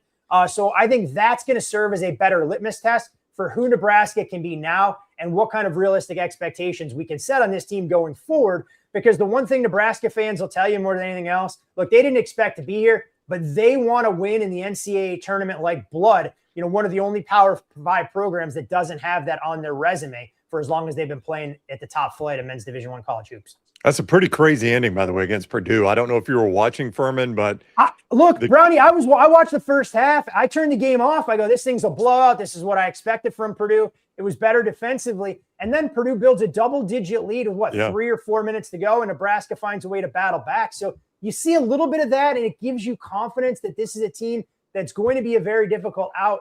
But how do you get yourself down by double digits, not once but twice? So it's interesting to see how they bounce back and the kind of resilience we get from them, over the end of Big Ten conference play. All right, before you go, Alabama plays South Carolina tomorrow night in Tuscaloosa, Valentine's night game. They're going to be a big favorite. Just how big will the tie be favored, do you think? They project out to be right around a 17.5, 18-point favorite in this game. Credit Alabama, losing the game to Florida, getting blown off the court 100-77 in the Dunaway special. Although I'm not sure if he got to the window, or a game that opened 6.5, closed 9. So hopefully he got the best of it. But you look at Alabama, 3 good wins in a row, including the road win that we mentioned against Auburn. Should be a dominant performance against South Carolina. And then we'll circle our calendars for the middle of the week. That's the game that's worth watching to see how far Alabama's come when they play host to Arkansas. Should be a fun game as all of these conference races heat up and these teams jockey with one another for seeding. All right, before you go, someone asked in the chat, the goalie mask over your left shoulder. What school is that? So this is actually my goalie mask that I wore when I played college hockey. So what you can see here is what used to be a Cardinal. I'm not sure if the camera is actually picking it up right now. And so this paint chip off in the middle, I took a slap shot in practice, probably about 85 miles an hour. Didn't end up with a nice concussion, but apparently the visuals, and my assistant coach told me at the time, were phenomenal. Wish we had a little bit of slow camera footage. You can see the school logo there for Wesleyan University, Division III in the NESCAC. And then, on the back, some of the cliche words that I used to have that I'd recite every time before I went out there: focus, dedication, commitment, with the American flag on the back. So this is an homage to when I used to be an athlete. Haven't put this on and seen live action in 20 plus years. I'm not sure my hips would really allow for it as I approach 44, considering the last time I started a hockey game was in my early 20s. Hey, Ferman, I was telling them one of the great watches, and I stumbled across it, and it's from 20 years ago, but it's one of those docuseries on Netflix, and it's like sports scandals, but it's the Jimmy Galante who bought the Danbury Trashers and let his son AJ, who was a 17-year-old, help put the team together. And I told him it's Slapshot meets The Sopranos. Were you pretty familiar with that story? We didn't know about this story in real time, had heard a little bit of buzz, and it was just so unrealistic that we thought it was a little bit fabricated, because I did go to school in Connecticut, graduated from that neck of the woods in 2005. But to your point, LT, that story is stranger than fiction. So for folks, even if you're not a hockey fan, it's definitely worth the watch, because you're going to sit there and go, wait, this actually happened in real life.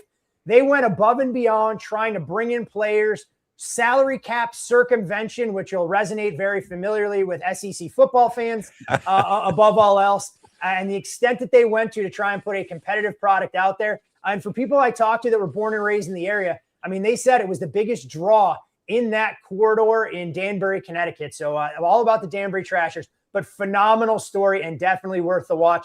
And I think you described it perfectly. Slapshot meeting The Sopranos in a real life version of what can go on in some of these minor hockey leagues. That's wild. All right. He's Todd Ferman at Todd Ferman on social media. CBS Sports is where you see him, and he'll have the games all weekend. Thank you very much, Ferman. Enjoy the weekend, my friend. Always a pleasure. You guys as well, gents. All right, buddy. Take care. Todd Ferman with us on the Alexander Shinara Trial Attorneys Hotline. Alexander Shinara, the trial attorney you go to for any legal issue you are facing. Shinara.com, Shinara.com. That is the website you go to, Alexander Shinara Trial Attorneys. I'm talking about an attorney that has recovered more than $2 billion for his clients. And what he wanted to do was set out and to prove that he could build a firm right here in his city.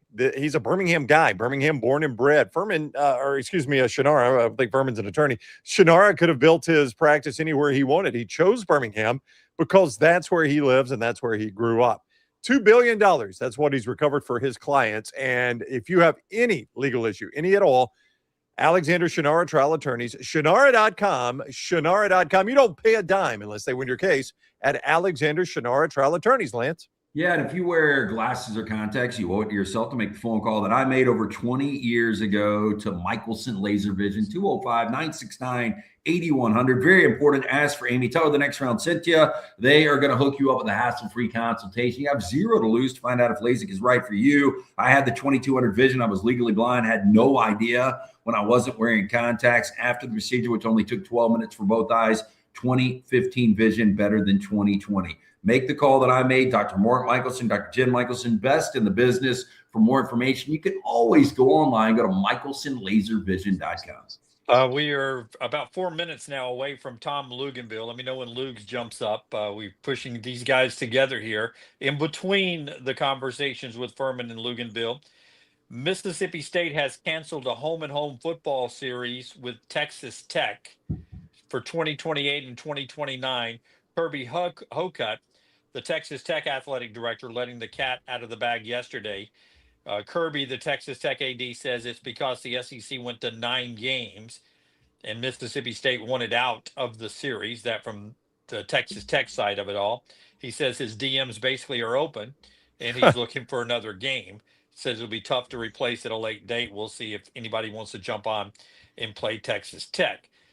So there's another pretty good series. If you're a Mississippi State fan, first game was going to be in Starkville in 2028, then a road trip to Lubbock. We're still waiting. A lot of people believe Ohio State, Alabama may fall on the rocks too. Is this going to continue, guys? Yeah, unfortunately, I think it is. I think going to 9 games, seeing the teams that have won the national championship playing nobody out of conference, I just don't know what the benefit of playing these big out of conference games is. I hate it. I love watching them, but I'm afraid we're going to lose them, Lance. Yeah, and I go back to Texas playing Ohio State. If they didn't do it, and we've said it a million times, pick your directional team in the state of Texas. If they play that to open the season, they go 10-2, and they're in the college football playoff. So if you're going to play 9 games in the SEC, we love it as fans. We love it as consumers. But if I'm one of these 16 coaches in the SEC, there is not a chance in hell I'm scheduling anything difficult. And then the one thing that could help this, sorry, Jim, the one thing that could help this would be, again, ESPN and Fox are footing the bill for this whole enterprise.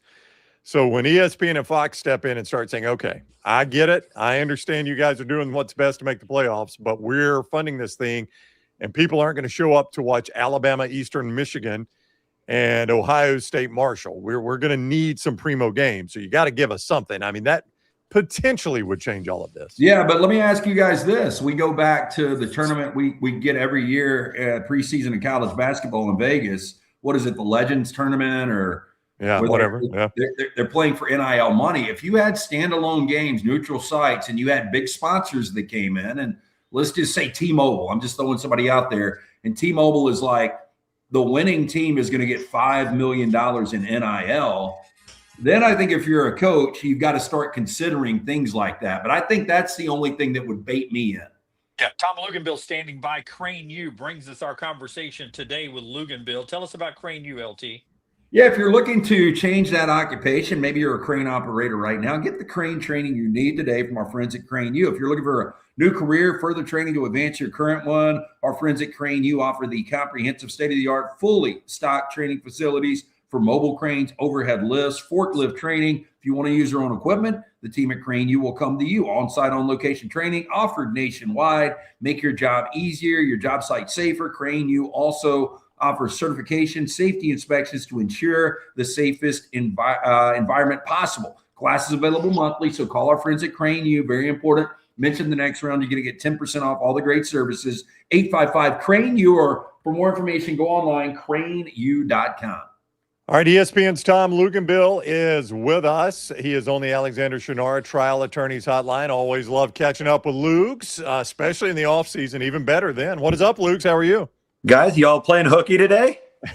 We are. Do you remember, you're a fan, one of my favorite movies of all time is My Cousin Vinny. You like that movie? Absolutely. Do you remember when he has to tell the judge the entire store got the flu? The entire store had the flu. Our back room is down for the count, man. Our video people and Tyler. I mean, we've got some guys down for the count. So none of it hit you? No, we're in a different room, thank God.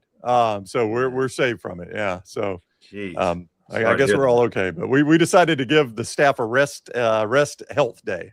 Look at you guys. I don't know how it is where you work, Lugs, but we're the talent. We don't hang out with those guys in the other room.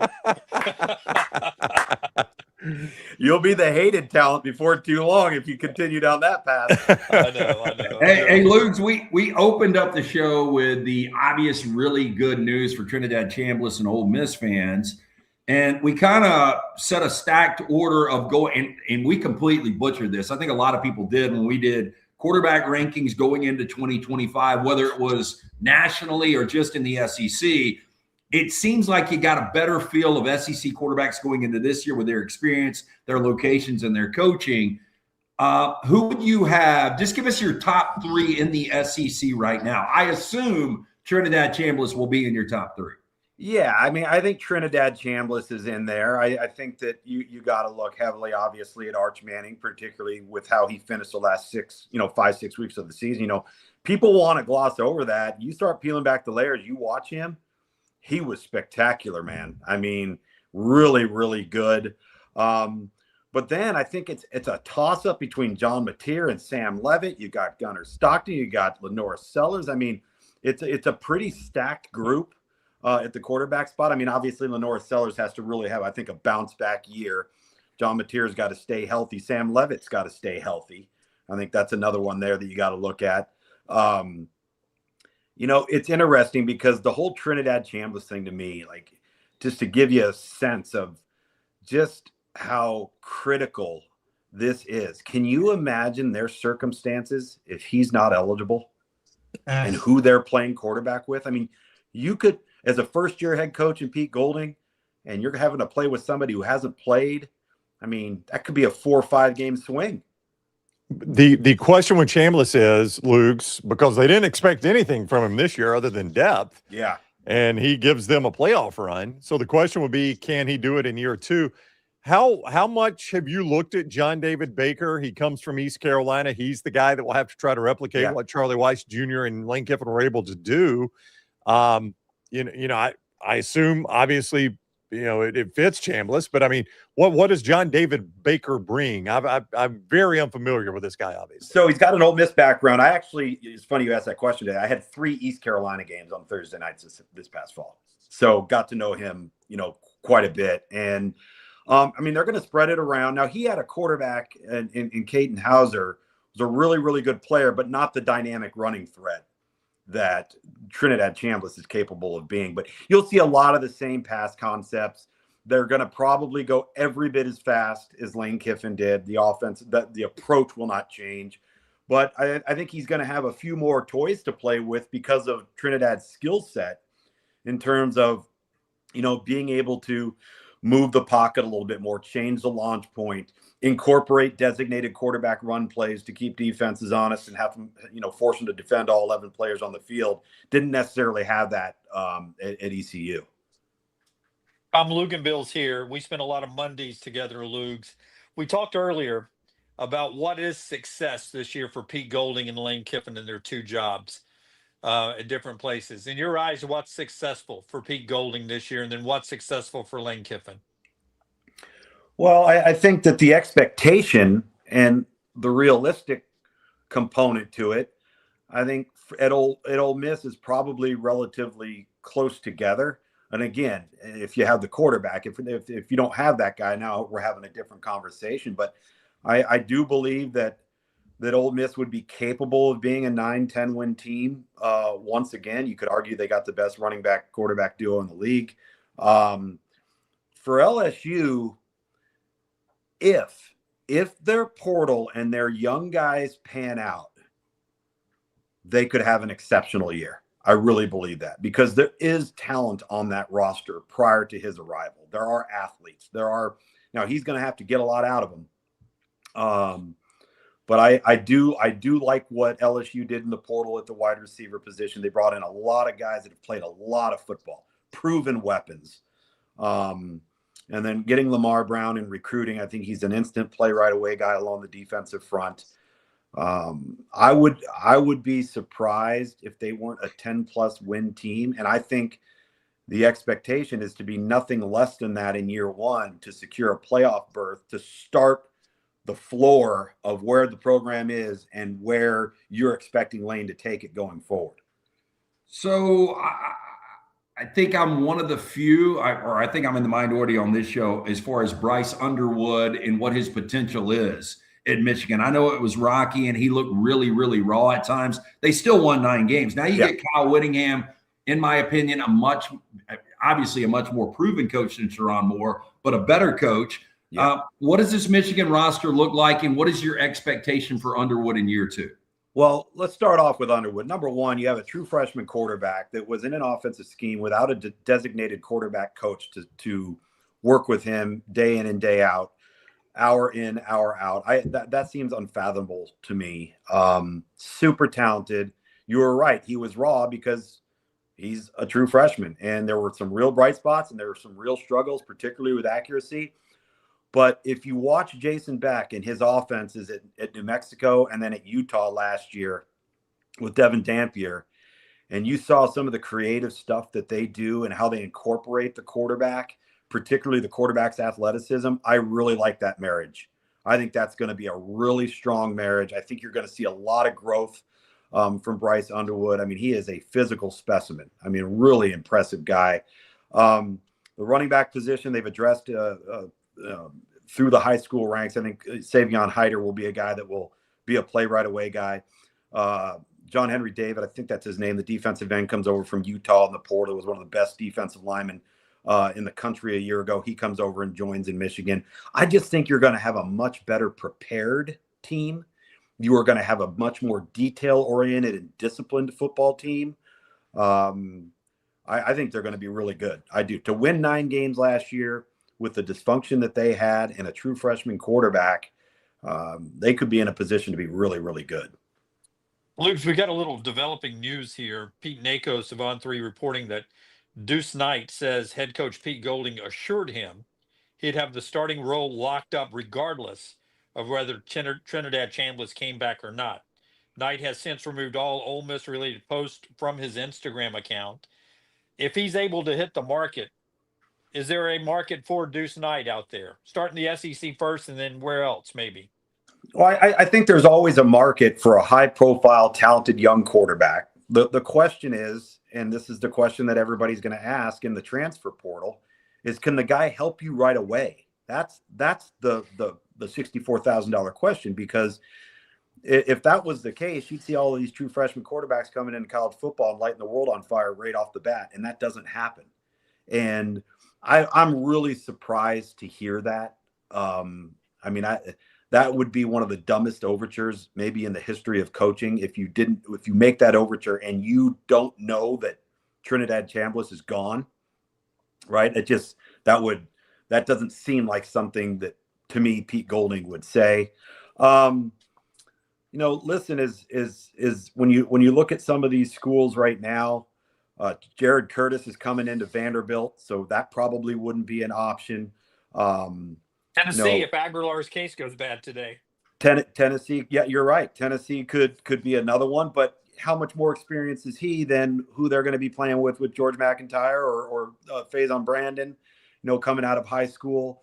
You could potentially have a Kentucky move, but again, you ask yourself, does the guy help you right now. And that's the challenge, because it's hard to develop a young quarterback and keep him around if there's always this notion, and this is true for all teams across the board, there's always this notion that, all right, my team's going to go out and get an experienced guy.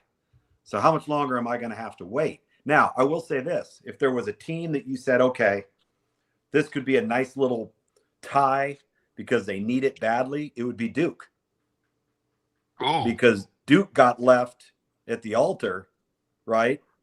And I mean, I can you imagine, like I said, can you imagine if Ole Miss had to play with somebody with no experience? Well, Duke has a bunch of guys back on that team and just got left without a quarterback. So maybe that could be a potential option if this plays out that way. And they've shown they're willing to pay a little bit of NIL money for that Yeah. position. Yeah. But there's no secondary portal window, right? I'm correct. He would have to apply for some appeal or some this and that. But I mean, when you're doing he said, she said, and you know, I don't know how much water that's going to hold. I think that's the issue here is this is what the portal is now. You signed, you're in. Yeah. Well, I tell you, the way the courts are going, and I know you did not get your legal degree at Eastern Kentucky. I didn't get mine at Jack State. But I feel like I got a decent case to say, look, I made my choice because the NCAA had said the guy that had started this past season was ineligible. Yeah. I can't help it that you guys screwed that up. That's not on me. And you may be very well right. And if they lawyer up, the chances increase significantly because the NCAA's got no teeth right now. That's right. Hey, so the USC defense definitely improved over the last couple of years with DeAnt Lynn. He goes to his alma mater, Penn State, to coach under Matt Campbell. You kind of understand that. But now Gary Patterson, after a 5-year hiatus, comes in. You know, the knock on Lincoln Riley has always been, you know, he doesn't really have a commitment to defense. What does Gary Patterson do for this USC defense? I absolutely love this move. I think it's one of the smartest offseason moves that Lincoln Riley could have made because, listen, it's easy to say that about Lincoln Riley, but there's also a lot of proof in the pudding, right? When he's had his best teams, when they've lost because they couldn't play on defense. Not because they couldn't get it done on offense or couldn't get it done at quarterback. But it's interesting too, because if you talk to Gary Patterson about playing Oklahoma when he was at TCU, he did not like playing those guys. That was one of the biggest challenges for him defensively. And I think that relationship between the two of them is going to be a really, really strong one. And because I think Lincoln wants to focus so much offensively on what they're doing, he doesn't have to worry about the defense. He can turn that thing over and know it's in great shape. Know there's going to be a high standard, a high expectation to perform. The SC defense did improve under DeAnt Lynn, but it's got to get even better. It's got to get even better if they're going to be a team that's going to be a legitimate college football playoff contender going forward. They return a lot of people on offense. They're going to be good there.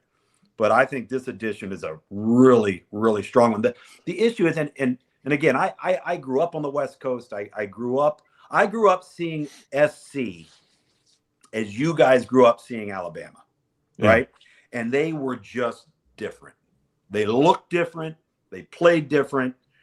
And when you look at them up front on both sides of the ball, they don't look like that anymore. So I still think they're a couple of players away. But I think from the coaching perspective, and they've gotten better with their players. They have, don't get me wrong. But I think the coaching side of it was a home run hire. I'm interested about Will Muschamp. Did I have a fever dream, or is he the DC at Texas? Is he back? He's back. Hey, listen, everywhere he's coached on defense, the defenses have played good. I mean, that's the bottom line. And they got players.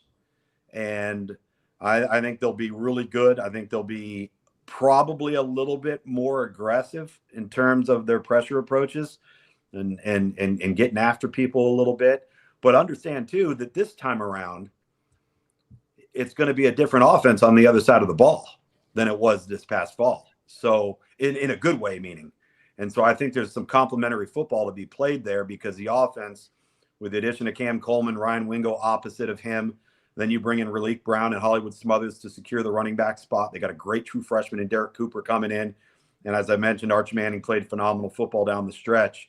That's gonna help the evolution of the defensive side because the offense is going to be ahead instead of being behind. ESPN's Tom Lugenville. I know Lance loves asking you entertainment questions. We could switch to that real quick because I'll start with what Jody wanted us to ask you in the chat here. Do you have any Oscar nominations or Oscar winners that you're willing to guarantee right now? I really don't. I'm not that into the whole Oscar thing and, who gets nominated for Best Picture. I will say this. The Dwayne Johnson did not get nominated for The Smashing Machine, did he? He did not. Okay. The movie I thought was boring and a drag. I thought he was sensational. It was so I was so unfulfilled at the end. I'm like, what did I just watch? Now, I agree. His performance was really, really good. Like, he was worthy of getting an Oscar nomination. I really felt that. I mean, it's, we're saying that about Dwayne Johnson, but he was phenomenal in that role. But yeah, the movie just have you seen? I saw Marty Supreme last night, and and I made the mistake of taking down an edible about midway through, so it got really, really wild. But it was almost like Tarantino meets Coen Brothers meets Gump. It's pretty good. Such a weird, strange journey. Yeah. And I thought, Timothée Chalamet did a good job, but it wasn't like Daniel Day-Lewis in My Left Foot or Anthony Hopkins in The Father. He's probably going to win Best Actor, but I thought the movie was, I can't even describe it. Have you seen it? Yeah, it's good, but it is hard to describe. I mean, it's a ping pong movie, for crying out loud. Yeah. I'll tell you the movie, and not to get away from the Oscars, but the movie that I thought was great was The Housemaid. I didn't like the narrative. Like, whoever the woman that wrote the movie absolutely hates men. Absolutely hates them. She does. Yeah. What shows are y'all watching? So I just finished, and I wanted to throw this out to you, Lugenville, because if you like true crime, the best true crime documentary miniseries ever done is I'll Be Gone in the Dark on HBO. Michelle McNamara, who was the ex-wife of Patton Oswalt. Oh, man, I remember that story. Yeah, sure. Yeah, it's great. It's 7 parts. I rewatched it again. My girlfriend had never seen it, so we watched it this week. I've got some other people on it, but it is fantastic. All right. Have you seen His and Hers on Netflix? Oh, I hated the ending, Luke. The ending was awesome. Oh, Luke, you've got to be kidding me. You didn't see it coming.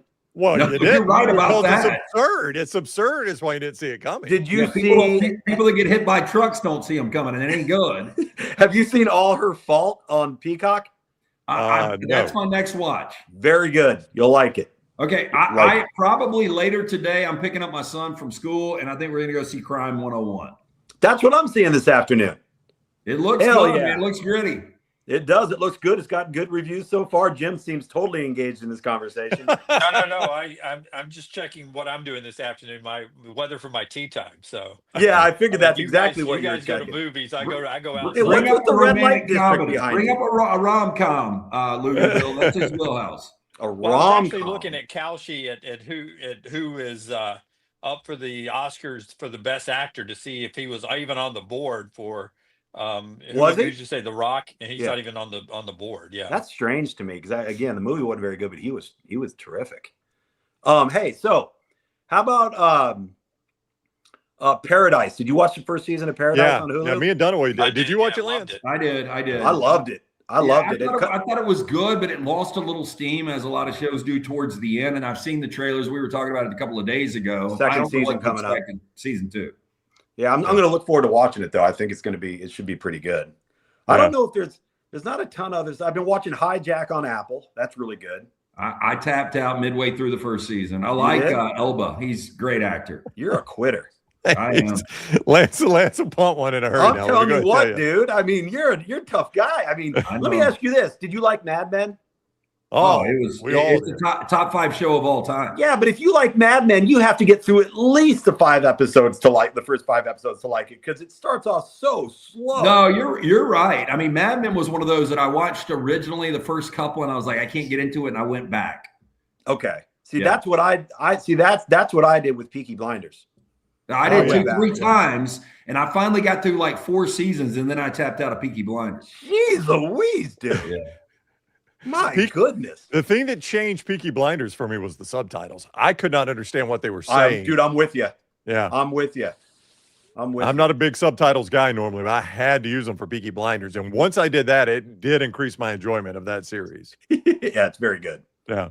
It's All right. funny. He is ESPN's Tom Lugenville. Great college football, great entertainment. Just a fun guy to talk to. At Tom Lugenville on social media. Have a great weekend, Lukes. All right, guys. Be good. Have a great weekend yourselves. All right, See buddy. ya. Thank you. That's ESPN's Tom Lugenville with us on the Alexander Chenard Trial Attorneys Hotline. All right. LT's going to take a break while we tell you this final few moments of the show brought to you by our friends at Champy's World Famous Fried Chicken, champyschicken.com, Highway 119 in Alabaster. Go by and see Sterling and the crew there. They love to take care of you. And Brownie, your friends at A+, you're in a room that they didn't fix, but all around you, there's A+ work everywhere. That's right. They didn't have to fix this one, Jim. This one was good when we got it, but perhaps you moved into a house and you're like, you know what? I don't necessarily like the way this house is laid out. For us, it was the master bath. Now, not that our master bath was terrible, but it just wasn't exactly what we wanted. And we knew that when we bought the house. So my wife and I set out to get that fixed. My wife scoured the internet looking for the right person for the job on this, and Brad Bell was the guy she picked. That was the name we just kept coming back to time and time again when she scoured that internet looking for the right person for the job. Brad Bell. You can see more at alabamabathremodels.com. That is alabamabathremodels.com for Brad Bell. Here's what he specializes in: master bath, kitchen, and master bedroom closets. That is his specialty. It's not to say it's all he does, but it is what he specializes in. The reason that's important is what I was just talking about. When you live in your house, those rooms are fantastic. They work properly. You want them to, right? And look the best they can. But when you go sell your house, those rooms can really, really pop and get some of your money back. Find out more, alabamabathremodels.com. That is alabamabathremodels.com, or 205-422-1758, 205-422-1758, or alabamabathremodels.com for our guy, Brad Bell. I don't know if it's just my screen, the way it looks on my screen, but it looks like you went high rouge on your cheeks. Did you get a little sunburn, windburn on the golf course? I played golf yesterday, and it was a little bit sunnier than I thought it was going to be. Am I burned, do you think? I don't know. It's a little cheeky, a little red. A little cheeky? There. Yeah. I look like did you ever have that guy growing up that drank all the time and he had the perma red cheeks? You remember that guy? Yeah. He was like an assistant baseball coach, or he was one of your buddy's dads or something. And he was a big, jolly old fella. Yeah, he's a big time drinker, and he always had those rosy cheeks. And as I look at the screen now, I kind of look like that. I have not been drinking. Well, I've been drinking Diet Coke. Yeah, I wish I had one right now. I've got another one right here. You want it? If we were in the same room, again, remote because of the guys behind the glass, all under the weather. We hope they're all better coming up when we're back all together on Monday. We will do 4 downs when LT returns to us here in just a second. He had a quick bathroom break. Week 0 television ratings, Brownie. They're always really good. Remember that Georgia Tech Florida State game 2 years ago? That stayed up there in the television ratings all year long. Why are we not moving big games, to week 0 before week 0 really becomes week 1? If we moved a really good SEC game or a game involving an SEC team to week 0, I believe it would kill in the television ratings. Why is that not fertile ground that we're farming right now? That's a great question. All of us are old enough to remember when one of Auburn's biggest games was the kickoff game against Miami. Yeah, when back in the day, the kickoff classic, Lance, you remember that game. Auburn, Miami, Alabama played Ohio State. There was the Disney had one out in Anaheim. You guys remember that out at the Big A? Oh, yeah. Yep. I remember specifically Colorado and Tennessee played to like a 36-36 tie or something like that. Yeah, Tennessee. But why not on campus? Why are we not just working week 0 on campus? The TV ratings would be huge for an SEC team playing a big game or even a medium game on week 0. If you'd put that Mississippi State Texas Tech game in week 0 before they canceled it, that would stay high in the ratings for all season long, because there's just not a lot of competition there right now. So that's something I'd love to see the SEC do down the line before we move the season back to take away week 0.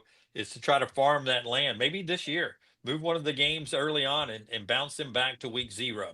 Time for our 4 downs today. It's brought to you by Central Alabama Asphalt for all your big and small asphalt needs, Brownie. Yeah, that's right. Central Alabama Asphalt can help you. You are dealing with people that do these big state jobs and the federal road jobs. So you're like, okay, well, if they're doing that, they're not going to do my driveway, right? They're not going to do a parking pad like you talk about. No, not at Central Alabama Asphalt. That's not the way they do work right there.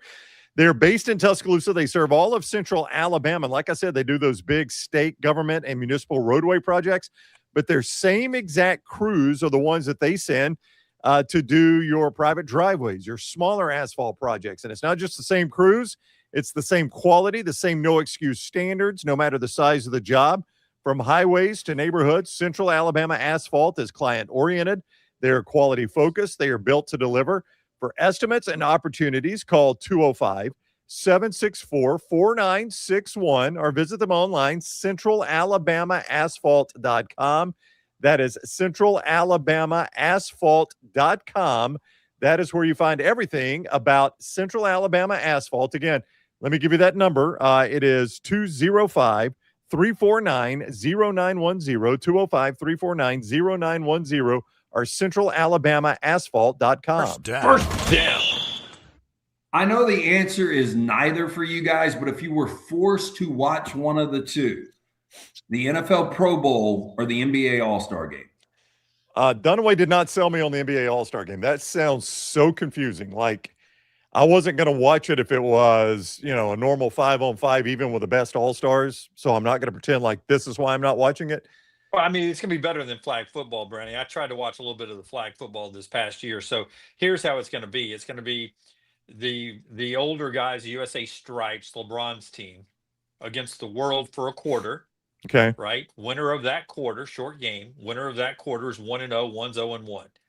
Then they both will play the other USA team, and whoever's 2-0, or if they're all 1-1, there's tiebreakers. But whoever's 2-0, and then if there's 2 1-1s, then boom, we play a fourth quarter. That will decide the champion. They're trying to steal a little bit from what the hockey did. That was so successful this past year with TV ratings. They're trying to make it a little bit more interesting, rewarding the championship teams by making it just one quarter games. It's better than the traditional All-Star game for me. I'd watch the NBA game. I think it's absolute. Both are trash, but this is an indictment on how bad it's gotten for the NBA All-Star game. I was watching an interview with Brian Windhorst this morning, and he's like, I will not watch. Like, and I mean, that's one of the, if you're talking about just guys that are in that space as far as top 3, 4, 5 reporters in the NBA, Wendy is one of those guys. And boy, that is a major indictment on Adam Silver in the NBA when you're on ESPN, a partner with the NBA, saying, I am not watching this game. Yeah, if I was Brian Windhorst's employer, I would ask him, I said, well, what are we paying you to watch? If you refuse to watch. No, it's a legit question. I mean, you're the NBA guy. I need you to watch it so you can tell me on Monday's Get Up whether it was good or not. If you're not going to watch it, how can you talk about it on Monday? You're worthless to me at that point. No, I agree. For him to have the balls or not have the common sense to go on air on the network that is carrying this and to say that out loud, that's crazy to me. But I think it shows you where we are right now. I'll be honest, and I think you guys are always honest, but I'll be honest. I watch some games that I have no desire to watch, 0% desire to watch, just because we have to watch them for this show. No, that's me in college basketball right now. Yeah. Well, like, for instance, if I'm a normal fan anywhere else, Ferman just said Alabama's going to be an 18.5-point favorite over South Carolina. That's a hard sell. If that's Baylor playing Colorado, okay, in the Big 12, that's a no for me. So to your point, I watch that because it's Alabama, right? Or if it were Auburn playing South Carolina, right. Same thing. Yeah. Well, the biggest example is football season when we have Alabama playing Louisiana Monroe. It has to take up one of our screens. Yeah. Because we have to talk about Alabama. Yeah. In case somebody, I still don't pay a lot of attention to it. No, but in case somebody gets hurt, or like when Auburn started Deuce Night, I knew we were going to have to talk about it on the show Monday, so I had to watch some of Auburn play Deuce Night. whenever Alabama will put a backup quarterback in over the years. I know it's going to come up on the show, so I got to watch some of it. Those are beatdowns. I don't care about watching those. I'm shocked. I'm shocked that Windhorst would say that. Yeah, that is pretty wild. Second I mean, I would honestly, I'd write him. I'd be like, I need you on the platform on Monday to comment, or Sunday night to comment about the All-Star game. You're not going to watch it? Yeah. Yeah, I think they probably will have a discussion with him. I mean, that's like Siskel back in the day saying, I'm not going to watch any movies this year, but I'll come in and give you 2 thumbs up. Second down. Second down. Sorry, I got lost in that discussion there. There we go. Let's go with this. More wins in 2026. Trinidad Chambliss at Ole Miss, or former Ole Miss quarterback Jackson Dart, now under John Harbaugh with that New York Giants team. What was the better Most year? wins. Oh, Most more wins. wins. Yeah, I mean, it's going to be Ole Miss. I mean, if Dart's 9-8, that's an amazing year. Yeah. But I'll tell you, when he was in there, they looked more like a 9-8 team with a lame duck coach that you knew was going to get fired. So now you bring in a coach that's got a lot of credibility. He's won a Super Bowl. Scatterboo being healthy is, a big factor here. But again, we're going 17 regular season games to 12. I think in Vegas, the number is going to be similar. I think right now the New York Giants probably 7.5 on the win total. Ole Miss probably 8.5. I would lean Ole Miss, but I wouldn't feel great about it. Yeah, I would probably lean the Giants, but most likely a tie at 8-9 and 8-4. Oh boy, 8-4 Ole Miss. That is going to be a big disappointment. I'm going to go Ole Miss. I'm going to go Trinidad Chambliss at Ole Miss in this one. Third down. Jerry Springer would have been 82 years old. Randy Moss is 49. Better career, Jerry Springer, Randy Moss.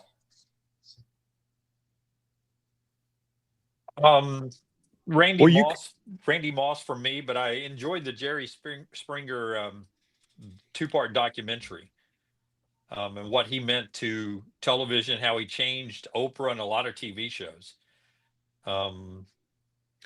But Randy Moss for me. Could you make the argument Randy Moss changed the way his position was played?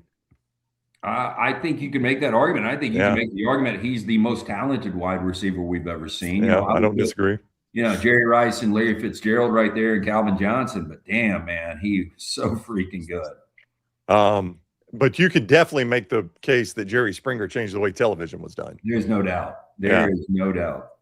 I think I may have to go Springer here. I love Randy Moss. Do you get any of that still? No, but you did then. I mean, genres change, right? I'm not saying he changed it. I mean, he changed it forever, but I'm not saying it's going to last forever. But I mean, he launched a whole different genre of show. Yeah, and I'll tell you what he did, Brown. I think he numbed how stupid social media can be with some of the posts and different things we do. And just, I don't know about you guys, but when I see somebody on the side of the road and, an all-out brawl because of road rage, I'm like, shit, I've seen this before with Springer. Like, he numbed me to the fact that we have some ridiculous situations out there. Let me ask you this. Do you think, to show you how far reaching it is, Dunaway, do you think Feinbaum does his show the way he does without an influence like Jerry Springer? See, I mean, that's my point, is I think it changed even to stuff like that. I don't think Paul would have done his show that way if he had not seen. Yeah, I think Feinbaum does it more like Mad Dog. Mad Dog was a New York caller, Francesca, Mad Dog to Francesca, and letting the callers have a personality and become part of the show. So no, I mean, Springer put pressure on Oprah to sort of amp up her game. And really, I think Springer opened the door to Judge Judy and all those that came after that. Let's just make the afternoons crazy television. Yeah, I mean, better spinoff, Thaddeus Moss or Steve Wilkes, the Steve Show, when they used to go, Steve, when they would start brawling. His head of spirit. Yeah. Now the fights were the best part, even though they were staged. Steve is an entertaining guy. Yeah. 4th down. Mike Krzyzewski, 79 years old today. Better career, Mike Krzyzewski or Mike Trout? Coach K. Well, I'm surprised you made that comparison. Yeah, that seems easy, doesn't it? I mean, Mike Trout's a top 10 major league player of all time. Ooh, no. Oh, Lance. Oh, yeah. Lance. No. He was I mean, expected. we shit on Trout because he played for the Angels. He was top 10 all to be. time? Top 10 all time? He's got 3 MVPs. Look at his numbers. Okay. Just Dunaway off the top of our heads real quick. Babe Ruth. Well, I you know me, I'm lower on Babe Ruth than most people. Yeah. Do you have Babe Ruth is probably your best of all time, though. Okay. Willie Mays, better than Mike Trout. You'll give me that. Yep. Boy, I suck at baseball. I'll go Barry Bonds. Barry Bonds better than Mike Trout. Yep.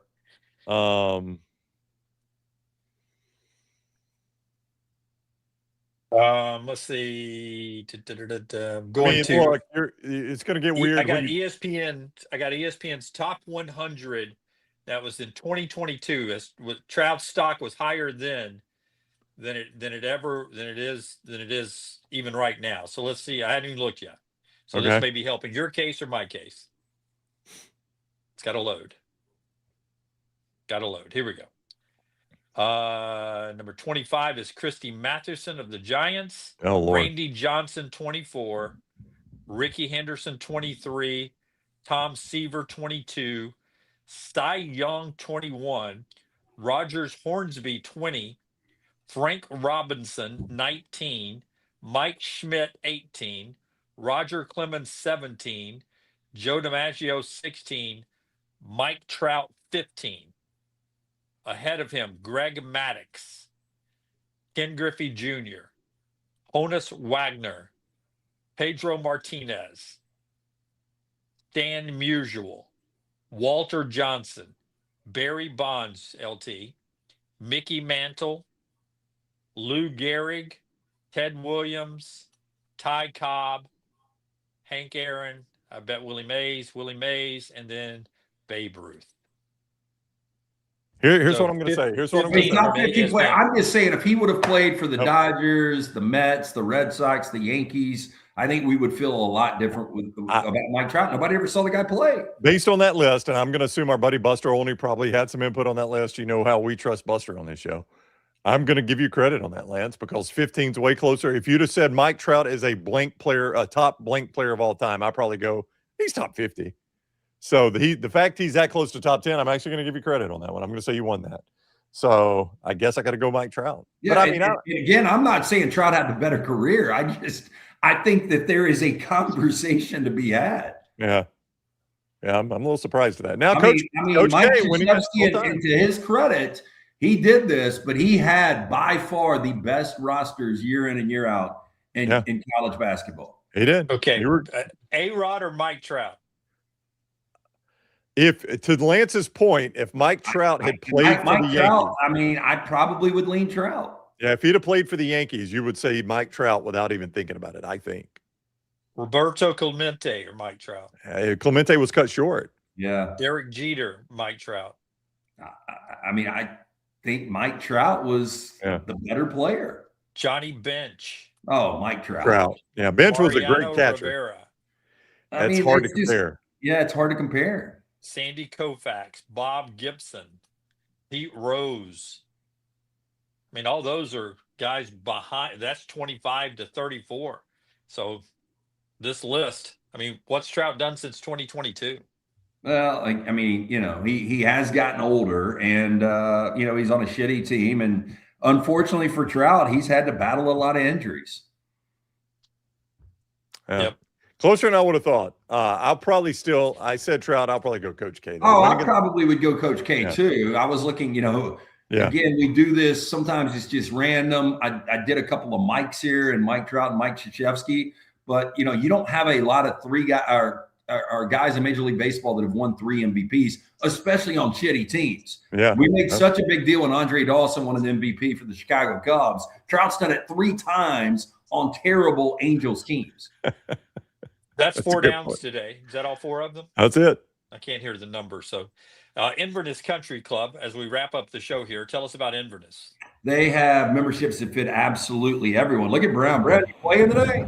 I am, yes. I am going to head out and play gorgeous weather this afternoon. Dunaway's checking the weather. I already know the weather. It's going to get up in the mid-60s, Jim. We're going to be good today, aren't we? Should be 66 and sunny out Yep. there. Transfusion weather. And Oh. at Inverness, you get the great golf course, but Yeah. also the clubhouse experience and the racket center. And they've got frozen transfusions in that clubhouse. I've seen them. I haven't had one yet, but they look really, really good. Look, there are memberships that fit everyone at the Inverness Country Club, from the golf, the racket, the social membership. Before you know it, pool weather will be here. That full service cabana, you're going to absolutely love it. To check out more information, best days happen there. Maybe relocated or retired. Great place to network. You can go to iccalabama.com. That is iccalabama.com. And our friends at Champies, always right there on Highway 119 in Alabaster. Sterling and the crew, go take care of your lunch and dinner needs, happy hour and everything. Highway 119, just off the I-65 exit in Alabaster. It is our wonderful friend Sterling and ChampiesChicken.com. Okay, South Carolina, Alabama, Auburn, Arkansas. Interesting one, Kentucky and Florida. When Denzel Aberdeen goes back to Florida where he won a national championship. A&M, tricky game at Vandy. A couple interesting games in the SEC coming up this weekend. We'll break them all down for you coming up on Monday's show when we're all back in studio at 9 a.m. Central Time. I hope you guys all have a great weekend. Until next time, God bless you and God bless